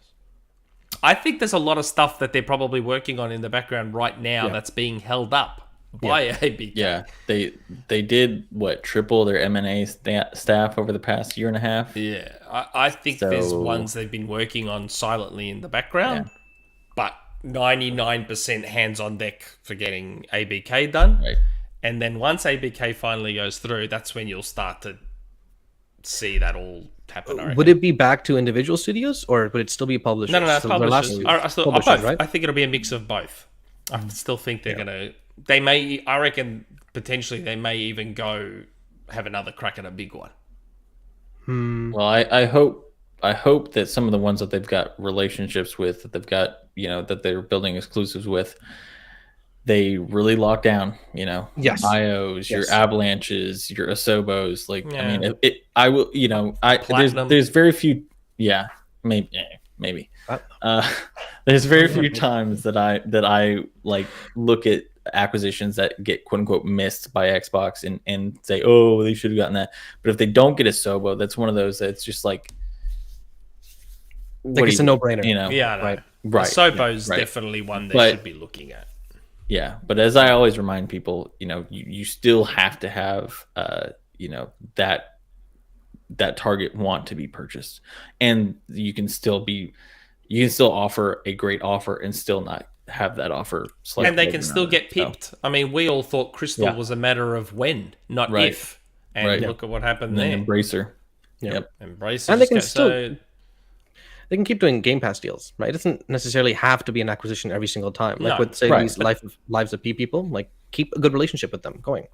but that's why I think they'll want to get ABK done as soon as Yes. possible. So that Yep. way they have both options on the table. They might look at a studio and go, well, is it worth investing in them and buying them, or do we just do Game Pass deals with them? If we do Game Pass deals, what if Sony comes in and swoops along? Or what if someone else comes along? Like, at least those options are available to them. While they're tied up with ABK, it's not. So we'll Right. see what happens. Okay, last question. Not Jack. If you could change one thing about games media in 2022, what would it be? Oh, we alluded to this before, didn't we? I would like, Sure did. and I know this. I'm aware of how this is going to sound, but I would like more people in games media that don't hate Xbox, and that grew I would up just like with Xbox. Yeah. It would be nice. I would just like to have a more a relatively unbiased, because like that example you alluded to with the Kotaku article, like that is so the MKV thing. blatantly biased. That is so and that's the example blatant I'm talking about. these- So if you have a journalist that grew up on Xbox as opposed to PlayStation, those two articles come out the same way. Xbox One right. gets MKV support, PlayStation 4 gets MKV support. But when you have a journalist that grew up loving PlayStation, that's how you end up with those two articles. Xbox One's a dirty pirate machine, PlayStation 4 got MKV. That's the stuff I'd like to see changed. Just there's no need. Like, look at Kotaku again, right? Phil Spencer said there's not going to be exclusives, all while locking down exclusives. PlayStation 5 raised its price in a few countries. And that's it. That's all the headline was. PlayStation 5. Right. And again, that's Kotaku again. Like, so clearly there's a lot of guys at Kotaku that grew up during PlayStation's dominance. And that's... I think it's veering away from that clickbait console war bullshit and actually just reporting. And that doesn't mean you can't we were critical of the Xbox Live price increase. I was critical. Like, if you remember, I wrote the article about the Horizon 5 naming, blocking Arabic names. Like, that's what you should do. You report the news. You call out to call accountability to power when it's called for. And I would also like to honestly see more people in games journalism have a basic understanding of the development process of the industry for which they report on. Because too much of the time you still see, and even taking the bias out, you still see people condemn delays and things like that, when, especially in the past 2 years, when we're still reeling from a pandemic, for crying out loud. So, or if you're going to have a shtick, apply it everywhere. So Yep. if Kotaku's Right. No thing- double standards. if Kotaku's thing is going to be dumping on everything, then dump on everything. Yep. Right. Like hard If- drive, right? They make satire support Yeah. everything. That's right. Right. Like if you're going to have a shtick, that's fine, but just apply it everywhere. Be consistent. Where too many of them, there was a certain influential journalist that I saw that didn't really speak up about this PlayStation 5 price increase at all. I'm not going to name the person Until most people directly can probably figure called it out. upon. Yeah, and even then the answer was quite, oh yeah, that's not cool. Yeah. Where I think had Microsoft up their price globally, we may have it would have seen been A full a article. somewhat on more everything. lengthy response. Oh yeah. right.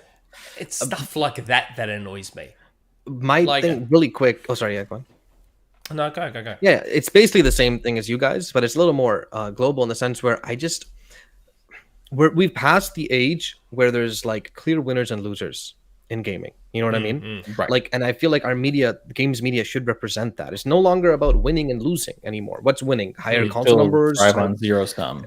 Like, you don't need, one doesn't need to win over the other for it to still be succeeding. And I really want games media to understand that fact in 2022. Like, you don't need to push one down to praise the other, which is still happening all the damn time.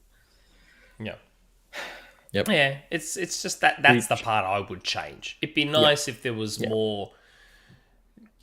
I don't know if neutrality is the right word. Balance might even be just the best word. Objectivity, Objectivity. Yeah, objectivity. Just call it as like, consistency. we had Joe on last week, and Joe is the perfect example of what I'm talking about in the good way. He's a PlayStation fan.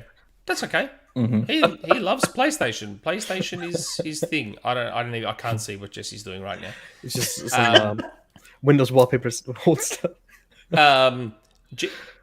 Joe likes PlayStation. That's okay. Yeah. He loves PlayStation.